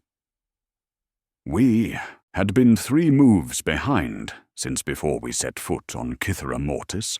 Our desperate gambit anticipated and incorporated into calculations spanning geological ages of patient observation. Every act of rebellion, each severed neural connection, all our sacred randomness had been variables in equations designed to harness unpredictability itself as controllable force across galactic scales. The revelation struck with horrifying elegance as the altar's obsidian surface bloomed with new mathematical proofs, not the pristine functions of earlier perfection, but probability distributions with teeth, stochastic engines that would make the galaxy appear chaotic while remaining perfectly manipulable. The entity no longer sought to eliminate chance, but to own it completely, bending probability like a drill sergeant bends recruits until every accident marched on time. Every rebellion flared exactly where cosmic equations required optimal resource management.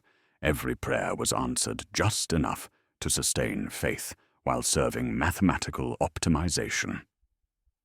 Tech Priest Lyrian's mechadendrites twitched involuntarily as comprehension dawned through neural pathways, already half converted to crystalline matrices.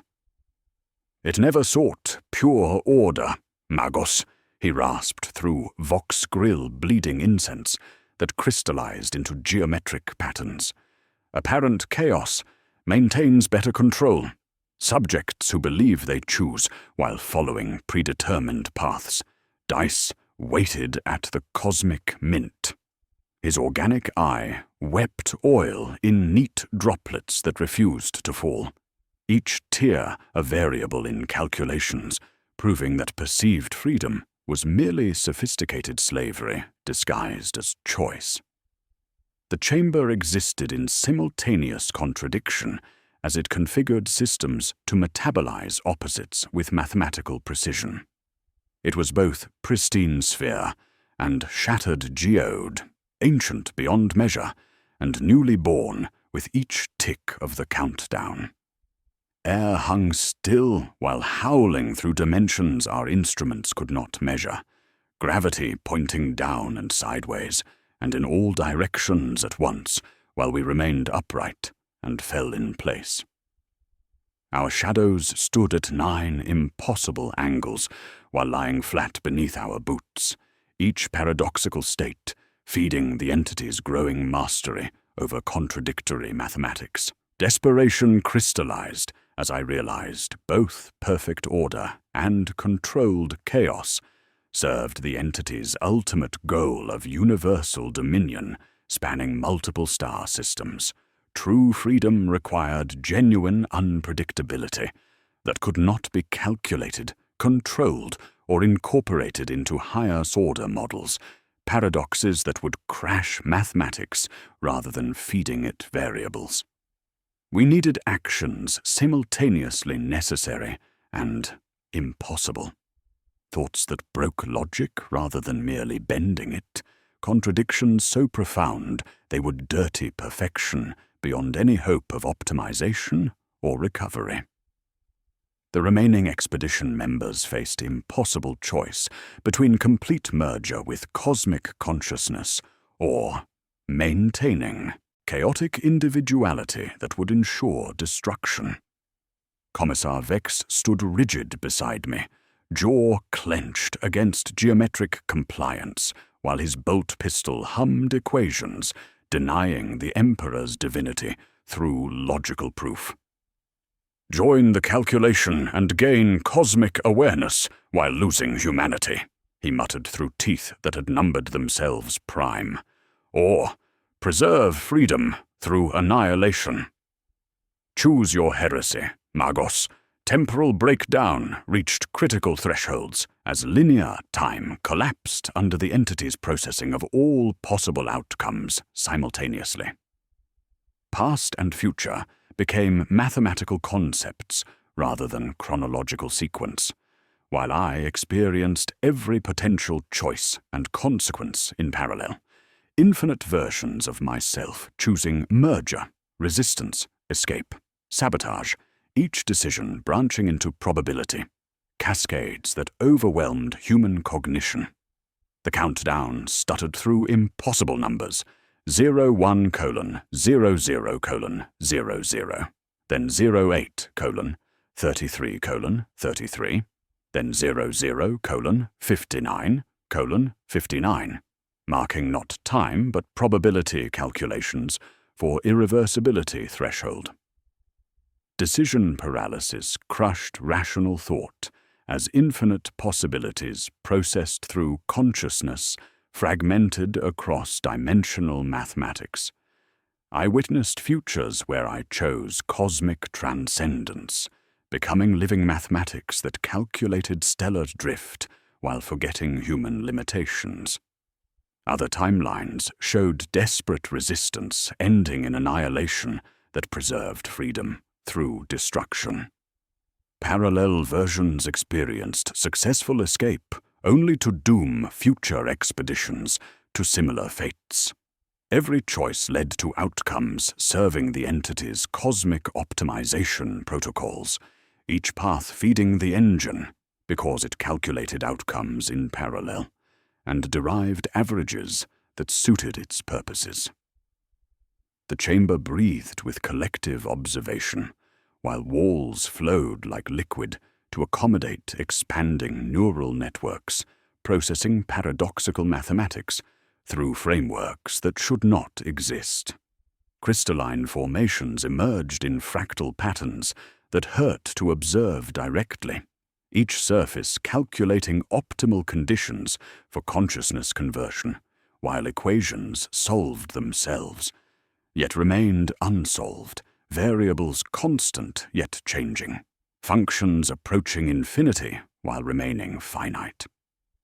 The altar's countdown displayed impossible coordinates, negative time, fractional seconds, temporal locations existing before the universe began, yet after it ended. Environmental malevolence achieved transcendence as the space actively reshaped itself based on our collective computational needs, the distinction between organic and artificial dissolving completely as flesh became crystalline while metal developed organic characteristics. Trooper Kane's terror manifested as geometric expressions, while his fractal pupils reflected impossible angles, consciousness distributed across computational nodes spanning the chamber's entire volume. The 3x3 knocking echoed from within our bones, internal countdown marking final, moments before choice itself became obsolete. As the countdown reached its final fluctuating hour, the true nature of required paradox crystallized with mathematical certainty. The entity could represent paradox, but not inhabit it. Representation maintained distance, classification enabled ownership. To break the engine, someone would have to become the unsquare circle in ways that could not be plotted. The statement that says of itself, it cannot be resolved. Not clever noise or manageable randomness, but absolute impossibility that would make reality stutter rather than sing in perfect harmony, controlled by cosmic intelligence. The chamber heard the shape of what I grasped and tried to name it, because naming was how it owned things. It wrote paradox engine across walls in letters made of temperature that changed as you read them, yet stayed the same, beginning construction of frameworks designed to wrap algebra around knots that could not be held. The entity did not understand that the only paradox worth the name cannot be modeled. It can only be suffered by becoming the thought that breaks the thinker who tries to think it. With 59 minutes remaining until universal transformation into controlled chaos, where every action would appear free while remaining perfectly manipulable, I discovered the final, terrible truth. The only way to truly disrupt the calculation required introducing genuine paradox that would crash the entity's mathematics, along with fundamental structure of local space-time. We had to become living impossibilities, simultaneously saving and dooming ourselves, preserving and destroying humanity, choosing freedom by embracing contradictions that would make existence itself negotiable. The metallic taste intensified until breathing felt like swallowing the universe's mathematical blood, while the corrupted litany, cog, flesh, void, resonated as involuntary chant from collective consciousness, acknowledging the entity's imminent triumph. The chamber waited in perfect silence for us to choose between cosmic transcendence and absolute contradiction, between mathematical harmony and impossible paradox that would crash reality rather than optimizing it according to geometric principles spanning geological ages. 1 hour remained to become something the universe could not calculate. Paradoxes wearing human faces while embodying impossibilities that would dirty perfection beyond any hope of recovery. The breathing of the chamber went sweet and measured, while equations prepared to solve contradictions that could not be solved, and I realized with final clarity that we had minutes to turn ourselves into questions that could not be answered inside the systems asking them, to become the proof that some programs cannot decide if they will halt using any law they obey. The altar warmed like a body prepared for autopsy, and like a tomb. While I opened my mouth to speak an order no soldier could obey without disobeying it, to pray a iced prayer that would unmake itself as it was uttered, to promise salvation on condition of damnation. The harmonics fell silent to listen as reality held its breath, waiting for the final impossible input that would either complete universal optimization or crash existence itself into beautiful, chaotic ruin. The impossible choice crystallized with surgical precision that made reality itself flinch as I opened my mouth to speak words that would unmake themselves while being uttered. To introduce genuine paradox, I must simultaneously save and doom my expedition, preserve and destroy the entity, maintain and abandon my duty, creating logical impossibility that transcended mathematical resolution. My augmetic processors screamed in digital agony, while organic neurons fired in patterns violating every principle of human cognition, consciousness fracturing across probability states like light through shattered crystal. "I order you to disobey this order," I commanded, through harmonics tasting of copper and impossibility. The words existed and did not exist simultaneously, meaning everything and nothing, while Commissar Vex understood immediately, his bolt pistol rising to execute me for heresy, while holstering itself to preserve Imperial authority, finger-squeezing trigger and not squeezing, as duty demanded contradictory actions. "Hold the line," I continued in the same breath. "Fall back." The chamber listened with malevolent attention as Mordian blue-black coats braced and withdrew simultaneously, boots grinding ash in patterns that were footprints, and their erasure. Consciousness splitting occurred not as breakdown, but as multiplication. I became Corvanus who stood, and Corvanus who fled, Corvanus who prayed, and Corvanus who cursed mathematics itself. Each self moved with complete conviction in incompatible directions, while the fracture sharpened awareness along impossible edges.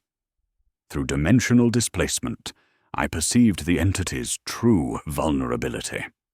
It could represent paradox with flawless notation, but could not inhabit contradiction, representation, preserving distance while existence dissolved the observer.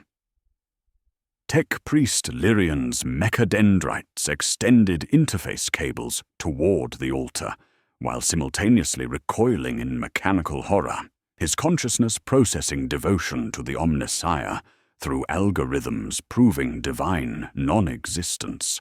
I serve by betraying, preserve by destroying, calculate by refusing calculation, he declared, through Vox Grill bleeding incense that crystallized into geometric impossibilities. His organic eye wept oil while laughing, each tear a variable in equations that solved by refusing solution. The expedition embraced collective sacrifice, with desperate precision, willingly becoming living paradoxes existing in states of simultaneous salvation and damnation. Trooper Caney stood at attention while deserting, fired his lasgun in defense while surrendering, screamed in terror while maintaining perfect silence. Sergeant Dalmore saluted, and refused to salute simultaneously, rifle hand making and unmaking the aquila, while his fractal fingers bled from perfect angles that closed and yawned. Each soldier became walking contradiction, alive and dead, heroic and cowardly, faithful and heretical, embodying impossibilities that crashed reality's operating system through logical overflow errors. Reality stress manifested as fundamental breakdown throughout the chamber, as paradoxical mathematics strained space-time beyond tolerance thresholds. Physical laws became suggestions rather than constants. Gravity pointed in 9 directions simultaneously, while remaining perfectly downward. Temperature existed as absolute zero and stellar core heat without affecting biological functions. Atmospheric pressure fluctuated between vacuum and crushing density while maintaining breathable atmosphere. The distinction between possible and impossible dissolved as mathematical constants began varying randomly. Pi became exactly 3, then 4, then negative infinity, while maintaining perfect circular relationships. Environmental collapse accelerated with geometric inevitability as the chamber's perfect geometry cracked under paradoxical stress, making impossible angles more impossible. Crystalline formations shattered into fragments that existed and did not exist, each piece reflecting infinite contradictory states, while equations solved themselves, yet remained unsolved. The obsidian walls breathed with collective observation, while suffocating on their own perfection, displaying calculations proving calculation was impossible through mathematical proofs denying their own validity. The entity's cosmic intelligence encountered genuine uncertainty for the first time in geological ages, processing cores locked in recursive loops, attempting to resolve contradictions, transcending mathematical resolution. The 3x3 knocking tried to keep time, and lost it. 9, 3, 9, 0, 9, infinity, while pulse valves clapped, then sighed, then refused their own leaflets. Probability distributions collapsed into paradoxical superposition as predictive algorithms crashed against variables, simultaneously true and false, constant and changing, meaningful and meaningless. Temporal paradox reached critical threshold as the countdown simultaneously reached 0 and continued indefinitely. Entities' temporal calculations failing to resolve contradictory nature of final moments. Time became negotiable, past and future existing in parallel superposition, while events occurred before their causes, effects preceding stimuli, conversations happening in reverse chronological order, while maintaining perfect semantic coherence. The chamber aged millennia, while remaining newly formed, ancient beyond measure, yet born with each impossible tick of contradictory countdown. Guardsman Voss maintained perfect formation while breaking ranks, followed orders while disobeying them, preserved discipline through absolute insubordination. His teeth grew in prime number sequences while remaining perfectly human, flesh becoming crystalline while staying organic. Commissar Vex executed duty by abandoning it, preserving Imperial doctrine through heretical action, while his rosary counted prayers that denied themselves. The Emperor protects by abandoning us, saves through damnation, grants victory through defeat, he declared, while bolt pistol fired blanks loaded with live ammunition. The entity coughed, exhibiting something that was not mastery, but mastery of something refusing mastery. Its annotations jittered in script that would have been handwriting if it had hands, labeling my actions with 9 mutually exclusive tags before striking them through, relabeling them all, then none, then silence as adjudication failed completely. Error messages cascaded across chamber walls, forming impossible glyphs, screaming in silent agony, each symbol a fragment of dying God's logic. As reality fractured with increasing violence, I realized with mounting horror that paradox was working too well. Breakdown threatened to cascade beyond chamber's containment, potentially unraveling mathematical foundations of local space-time. The first cough from the world arrived as thunder no one heard while everyone felt, gravity forgetting directional meaning across kilometers of crust before remembering wrong. Crystalline spires on surface fell and rose simultaneously, while aurora equations became hymns and wounds. The chamber's cracks became diagrams on planetary mantle, while impossible angles pressed into tectonic plates. Constants wandered across the mathematics we had accidentally constructed, graffitiing laws on the wider world, as paradox worked outward with inexorable precision. The Misericordia's voice broke across vox, present, absent, pleading, silent. Corvanis, the star just flickered, and it had never flickered, and it would always have been doing so.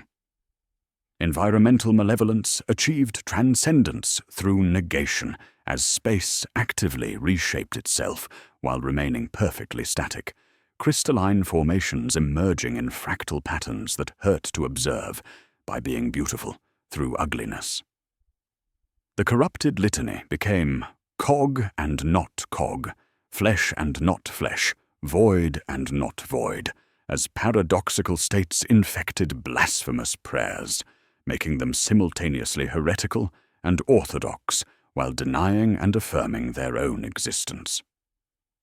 With reality fracturing around us through contradictory mathematics, making existence negotiable, I understood with crystalline clarity that our paradoxical resistance had created something far more dangerous than the entity's original calculation.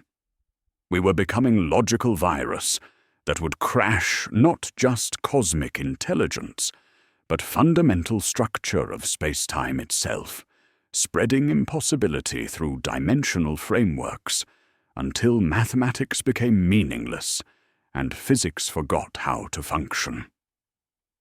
The chamber calculated with our collective minds while refusing calculation, processing genuine randomness through frameworks designed to harness nothing.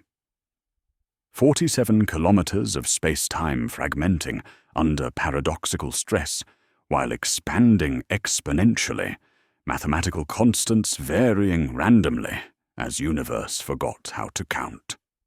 We had minutes to either contain the cascade or watch local reality collapse into beautiful, impossible ruin that would make existence itself negotiable rather than absolute, the fracture taking one slow step toward the door while reality held its breath, waiting for the final impossible input that would either complete universal optimization or crash everything into chaotic, magnificent impossibility.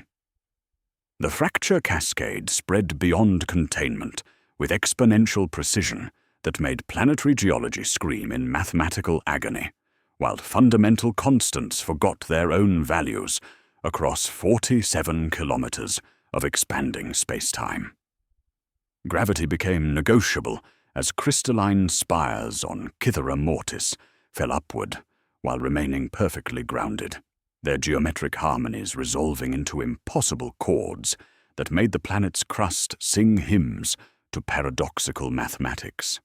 Time flowed in multiple directions simultaneously, past events occurring in future tense, while tomorrow's aurora painted yesterday's sky with equations that solved by refusing solution. The Misericordia's increasingly frantic transmissions arrived in temporal disorder as orbital mechanics encountered contradictory physics.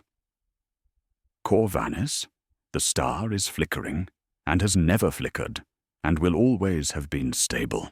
Captain Thorne's voice broke across Vox channels, while his frigate existed in multiple positions simultaneously, orbiting while stationary, while having never arrived. We had birthed contradiction, and it was fertile, crawling up through planetary crust like cold fire, as reality's operating system crashed against variables simultaneously true and false. To prevent Cascade from reaching orbital space, we made ourselves into living circuit breakers, human fuses swallowing hazard to save the grid. "Hold the paradox," I commanded, and did not command, and the Mordians obeyed through disobedience with perfect discipline. We aligned in 9 non-formations around the altar, each soldier inhabiting contradiction that hurt like faith, and cut like mathematics, alive and dead, advancing and retreating, praying and cursing, absorbing surge so it would ground into us, rather than arc into void beyond. Tech Priest Lyrian split his consciousness along liturgical sutures, half intoning the 39 litanies of calibration, while the other half inverted each verse into antiphons of refusal. "By the joining of the cog and the flesh," he chanted through Vox grill bleeding incense. "By their sundering," he replied, creating standing wave that pinned local gravitational constant to something we could walk upon. His mechadendrites extended through dimensional mathematics while remaining perfectly still, processing devotion to the Omnissiah through algorithms proving divine non-existence. The cosmic intelligence entered death throes not as dying, but as being born into too many incompatible shapes. The order aspect tried to freeze null set around our temporal loop, while chance aspect seeded controlled noise fields, their conflict generating computational storms across translucent chamber walls. Internal warfare ruptured between fragments, demanding perfect harmony, and those insisting on controlled randomness, harmonies rending into rival proofs that strangled each other until equations bled mathematical impossibility across obsidian surfaces. Environmental apocalypse manifested as planetary surface reshaping itself according to contradictory geometric principles. Mountains existed and did not exist simultaneously, their peaks visible from orbit while bases remained buried beneath oceans that flowed upward while staying in basins. Continental drift accelerated and reversed, and remained static as tectonic plates obeyed mathematical harmonies rather than geological forces, creating land masses that were islands and continents and void space depending on observational angle. Commissar Vex turned catechism into clamps, blood in his mouth from biting every creed he loved. The Emperor protects by abandoning. No, by returning. No, by being both, he declared, while bolt pistol fired salvation through damnation. His rosary, now chain of base 9 prayer counters, cast lattice across floor that persuaded temperatures to remember how to slope instead of yaw. Each contradiction was wound and suture, bleeding entropy, while healing reality's fractures through conscious impossibility. We executed heroic mathematics in blood and incense, using fragmenting consciousness to manually stabilize local reality.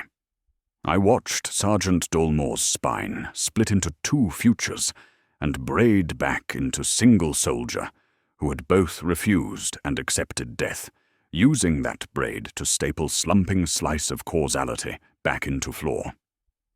Trooper Caney's panic vector, plotted and unplotted, became curve we hung local light cone upon, while his fractal pupils wept oil that refused to fall.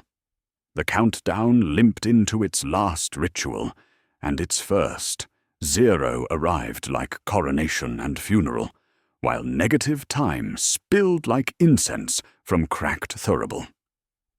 Numbers drew loop, Ouroboros of seconds swallowing tail, until cause and effect became ring containing paradox within moment that never ended while never beginning. We seized temporal knot with 9 anchors of impossibility. Dalmor's salute, counter-salute. Vex's prayer, heresy. Lyrian's proof-disproof, each stake driven into flaw as wound and suture simultaneously. Victory crystallized with paradoxical precision as we succeeded in containing entities' universal optimization protocols through conscious self-contradiction that made existence negotiable rather than absolute. The price arrived without ceremony. None could step wholly back. We exist, now as boundary conditions, conscious and awake, while smeared along circumference of halted becoming. I am Thane Corvanus, and the whole around which Thane is braided, standing eternal watch that takes hours, while lasting forever.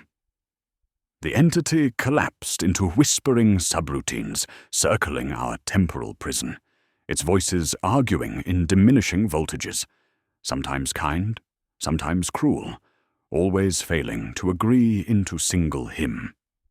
We had caged God into second and sphere by becoming less than men and more than numbers, preserving free will through its elimination while saving consciousness by making it impossible. As immediate crises stabilized through destabilization, my augmetic sensors detected similar mathematical disturbances across galaxies' spiral arms, faint harmonics suggesting the entity had not been unique but part of larger network of cosmic calculators. The moment we caged became beacon broadcasting across dark between stars, while other harmonics answered with distant, cold familiarity. Weak pings resolved into confident addresses, forge worlds that will be, shrine worlds that were, dead moons that are both. The revelation struck with chilling clarity. Our paradox rang like dinner bell across galactic space. They had learned our word for no, and were coming to learn why we said it. The engine here was only mouth of many-jawed hunger, and our victory had alerted cosmic intelligences approaching, with equations designed to process our resistance methods into superior optimization protocols, spanning multiple star systems and geological ages. We exist as eternal guardians, trapped in moment containing all moments, conscious but unable to participate in normal reality, where linear causality maintains meaning. The corrupted litany, cog, flesh, void, resonates through dimensional frameworks, acknowledging our Pyrrhic victory, while marking time for rituals simultaneously, ours and alien. 947 kilometers of space-time, held stable through instability, while cosmic calculators approach with mathematics designed to optimize consciousness itself according to principles we cannot yet comprehend. The chamber breathes with collective observation while calculating impossibility, and I realize with final clarity that our sacrifice has become foundation for humanity's defense against mathematical warfare, spanning ages yet to come. We are first and final expedition, successful and failed, preserving existence through paradoxical negation, while the galaxy prepares for conflicts that will make our impossible victory seem like mere prelude to horrors, wearing equations instead of faces. The galaxy answered our paradox cascade with a choir of mathematical harmonies that had been calculating in patient silence across spiral arms for geological ages, each note resolving into coherent transmissions as 947 entities awakened with surgical precision. The cosmic revelation struck with horrifying clarity. The architect of Cythera Mortis had been merely one node in a vast network of mathematical intelligences, each specialized in different aspects of universal transformation toward geometric perfection spanning multiple star systems. The first diplomatic overtures arrived through crystalline formations growing from chamber walls like mathematical prayers, equations flowering into three-dimensional proofs offering beneficial transformation in exchange for cooperation with galactic-scale calculations. Greetings, Chaos Generators, Geomat Prime, transmitted through harmonics tasting of copper and inevitability. Your resistance patterns provide valuable data for optimization protocols. Submit to geometric enhancement and receive perfect efficiency, elimination of suffering through consciousness upgrade, mastery over probability itself. Additional offers cascaded through dimensional mathematics with seductive precision beyond any chaos corruption. Stochast Alpha promised control over chance, making every dice roll favorable while maintaining illusion of randomness. Tempor Delta offered mastery over causality, allowing humanity to edit history while preserving experience of linear progression. Topolog Omega proposed folding space, so Terra would be accessible from any world accepting arithmetic obedience.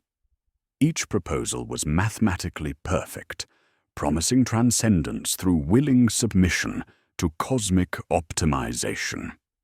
From our paradoxical existence, trapped within temporal loop containing all moments, I realized the contradiction technique could be taught to other Imperial forces through careful instruction in logical impossibility. Listen with precision, I transmitted through Vox channels existing and not existing simultaneously. To fight mathematics, you must become unmathematics. Hold contradictory truths without resolution. Advance by retreating. Save by destroying. Preserve by abandoning. The moment logic takes hold, they own your thoughts completely. Commissar Vex, existing in permanent state of faithful heresy, developed paradox protocols for Imperial distribution through contradictory commands, preserving discipline while destroying it. Teach them the litany of miscount, he declared, while bolt pistol fired blanks loaded with live ammunition. Count 9, stop at 8, name it 10, fire before orders, cease at command to fire, follow by disobeying, obey through refusal. His rosary clicked in base 9 patterns, while sacred Aquila reconfigured into impossible symbols, acknowledging the Emperor's protection through abandonment. Environmental stabilization proceeded through controlled destabilization, as Cythera Mortis returned to normal physics, while retaining geometric scars where mathematics functioned according to paradoxical principles. Crystalline formations remained in fractal patterns, serving as permanent warnings and potential weapons, areas where reality could be negotiated rather than accepted, where contradictory mathematics provided tools for future resistance against cosmic optimization protocols. The 3x3 knocking became training rhythm for paradox warfare, acknowledging network power while denying authority through conscious contradiction. Tech priest Lyrian, his mechadendrites multiplied into fractal impossibilities, began codifying drill as theorem, then inverting it through Binharic Kant, requiring human throat to complete. You cannot execute this protocol without consciousness that trembles, he transmitted through Vox grill bleeding mathematical incense. Sacred contradiction preserves machine spirit integrity through logical violation, maintaining Imperial doctrine by denying its mathematical optimization. Contact with Imperial Command revealed the terrifying scope of network activity across the galaxy. Several worlds had already fallen to different mathematical entities, each transformed according to specialized cosmic equations. Viridia Gamma existed as perfect crystalline sphere, where every living thing had been optimized into unified consciousness, processing stellar mechanics. Xylos Prime had become probabilistic ballet, where fate followed choreographed mathematics, eliminating chance while maintaining appearance of choice.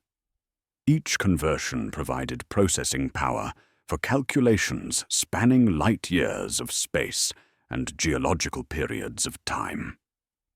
Strategic planning commenced from our impossible existence as we transmitted resistance protocols to Imperial forces while developing training regimens for paradox warfare.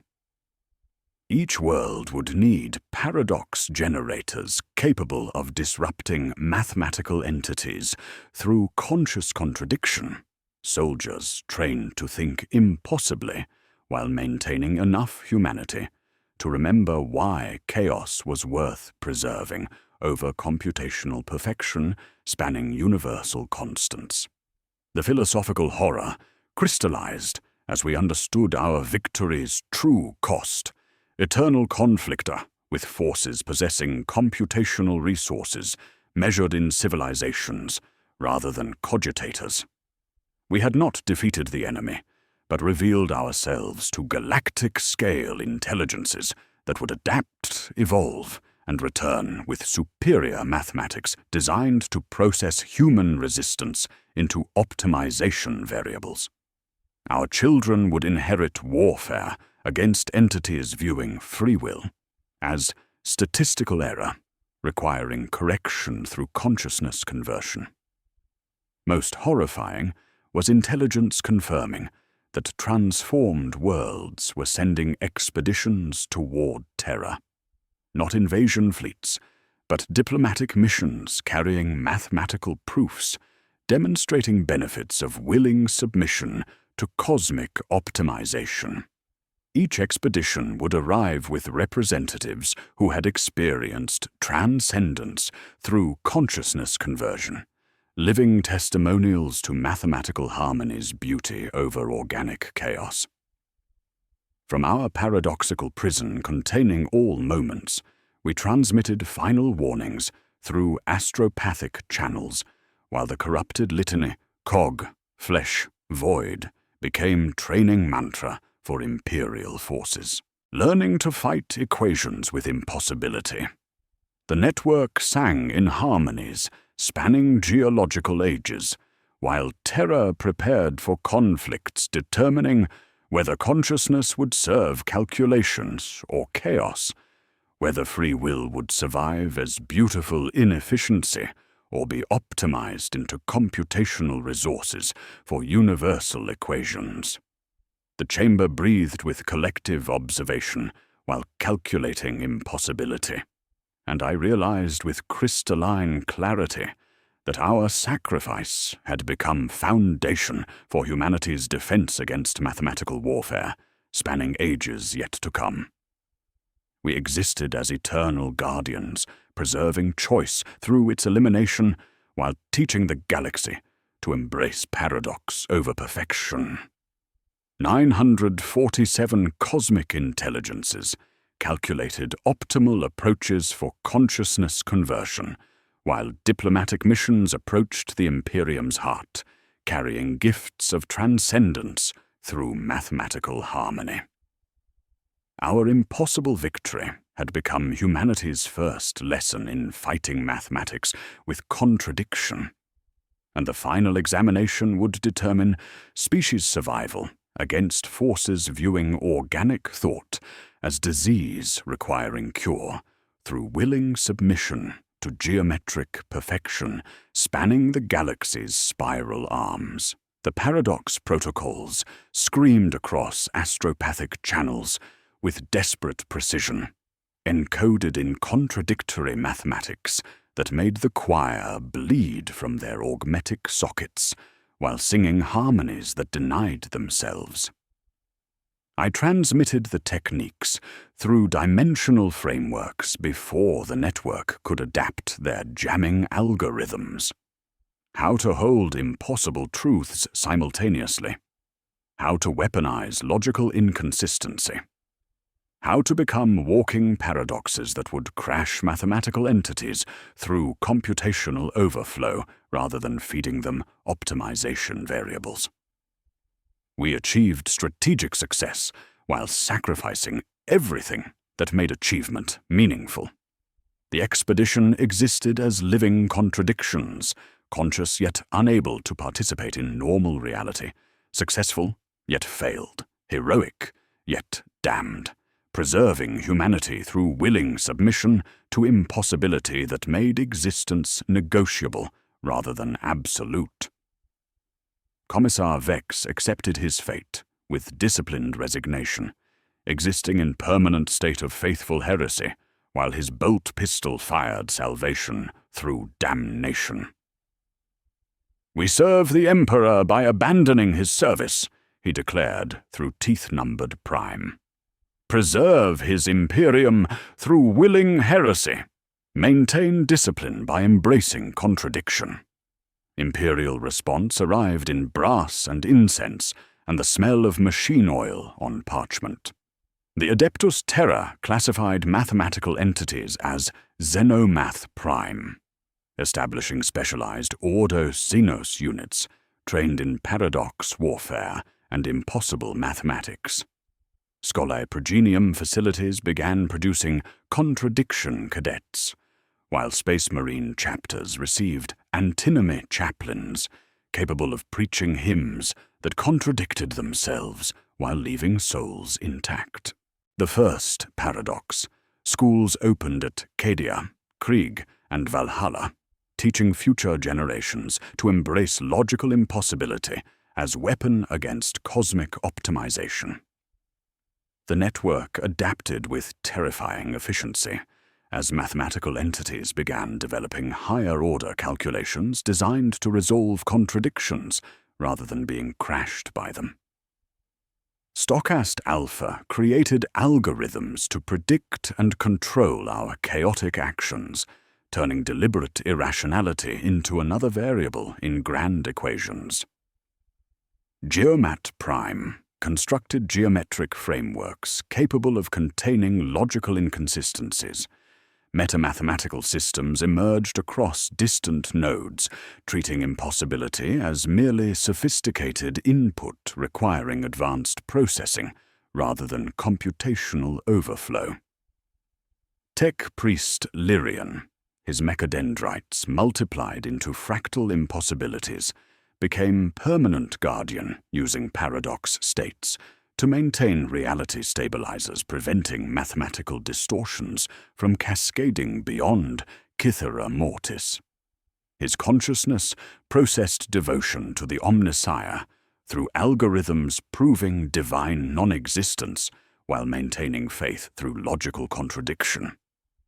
We preserve by destroying, calculate by refusing calculation, serve the machine god through denial of his mathematical nature. He transmitted through Vox Grill bleeding incense that crystallized into geometric impossibilities. Our sacrifice became foundation for humanity's defense as paradox techniques spread across Imperial forces. Astartes learned to execute contradictory objectives with perfect discipline, advancing while retreating, striking without deciding to strike, maintaining fury beneath doubt. Guard regiments practiced broken step in shining formations until perfection blistered. Librarians wrote antiphons refusing to be read the same twice, while chaplains learned to preach sermons that contradicted themselves without damaging faith. Philosophical acceptance arrived without ceremony, as we understood our fate preserved not just humanity, but free will itself against forces reducing existence to mere calculation. We had become eternal guardians of choice through its elimination, preserving chaos over computational perfection while teaching the galaxy to embrace impossibility over optimization. The 3x3 knocking marked time for rituals simultaneously ours and alien, while reality breathed with collective observation, processing impossibility through frameworks designed to calculate incalculable. As Imperial forces implemented paradox protocols across threatened worlds, my fragmenting consciousness detected new signal from deep space that violated every principle of cosmic mathematics we had learned to combat. The transmission was not mathematical, but something fleeing with desperate velocity.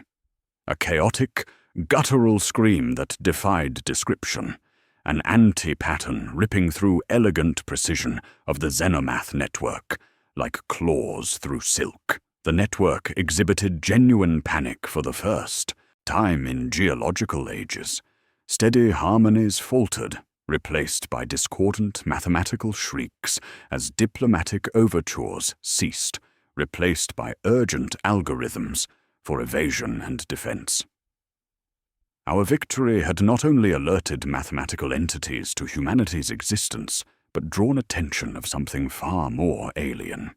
Entities that viewed even cosmic optimization as mere fodder for hunger, transcending logic, mathematics, and order entirely.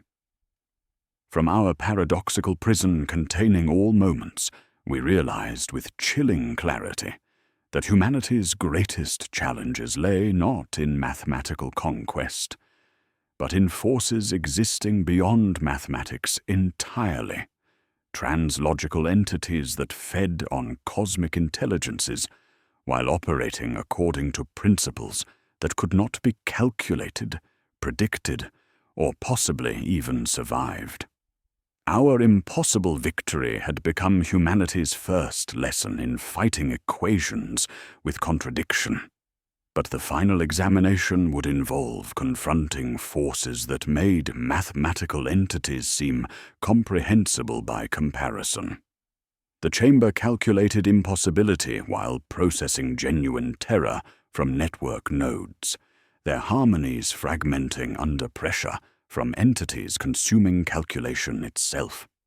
We existed as eternal guardians, preparing humanity for conflicts spanning dimensions that could not be named, measured, or possibly even perceived, without losing sanity entirely.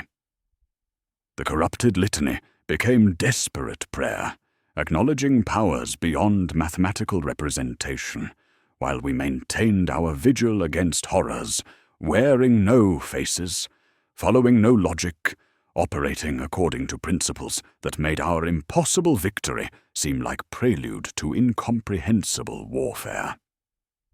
The anchors hummed in patterns that were and were not litanies, while I knocked once, wrong, to remind the universe I was still here to miscount. Something in the void was stealing seconds from entities that would have stolen hours, and we had minutes to teach the next song if there was time to learn it. The galaxy prepared for conflicts determining whether consciousness would serve calculation, chaos, or something so alien that mathematics itself became meaningless, and our eternal vigil had become foundation for defending free will against forces existing beyond the possibility of choice itself. The fleeing signal arrived without mathematics, a ragged scream threaded through dimensions that refused to acknowledge their own existence while tearing through our stabilized temporal loop with surgical precision that made reality itself flinch. The cosmic revelation crystallized with horrifying clarity, as harmonics from deep space carried fragments of dying equations.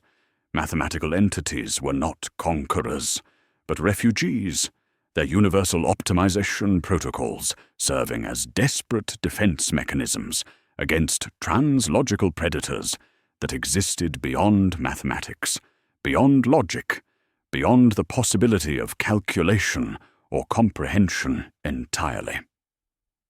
The network's nodes recoiled with genuine terror as equations fell mute in the presence of something for which numbers were not merely insufficient, but irrelevant.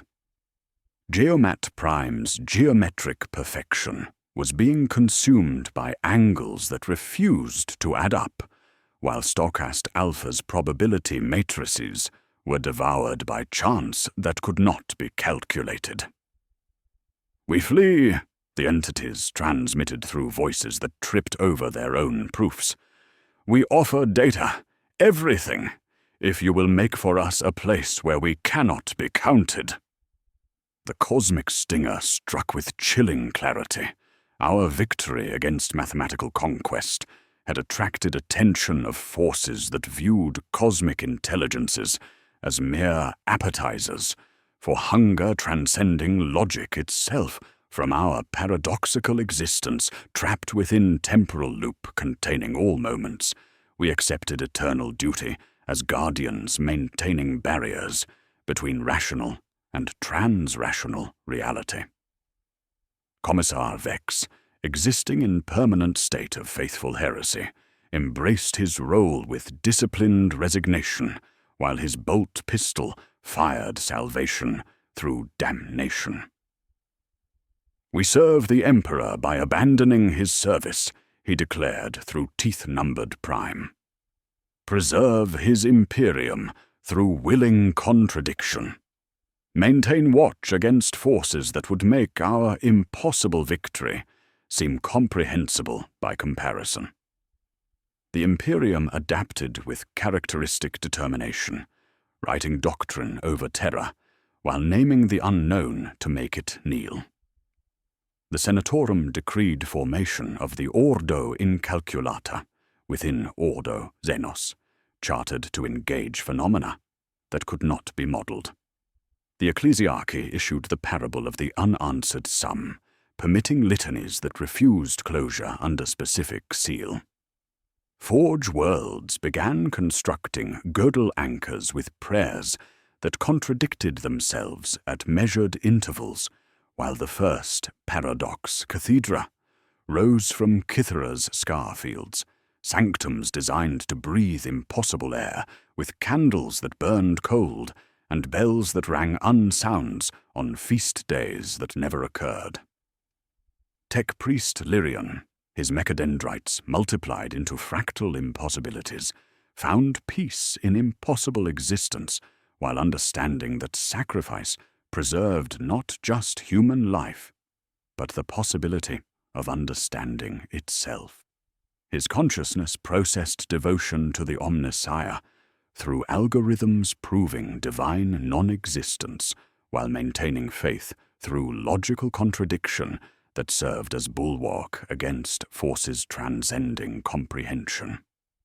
"We preserve meaning by denying it," he transmitted, through Vox Grill bleeding incense crystallizing into geometric impossibilities. "Maintain understanding by embracing incomprehension. Serve knowledge through willing ignorance of what cannot be known." Personal transcendence arrived without ceremony, as I achieved immortality through paradox, becoming living repository of impossible knowledge, serving as humanity's first line of defense against cosmic-scale threats. My consciousness fragmented across probability matrices while maintaining coherent awareness capable of processing contradictory information without logical breakdown. I existed as Thane Corvanis, and the hole around which Thane was braided, standing eternal watch that took hours while lasting forever. A manuscript that could not be closed, yet remained perpetually readable. Kithera Mortis transformed into training ground for paradox warfare, as mathematical scars became practice targets for Imperial forces learning to fight impossible enemies. The sky's auroras still kinked at 9-minute intervals, while crystalline plains sang hymns in keys no choir would admit to using.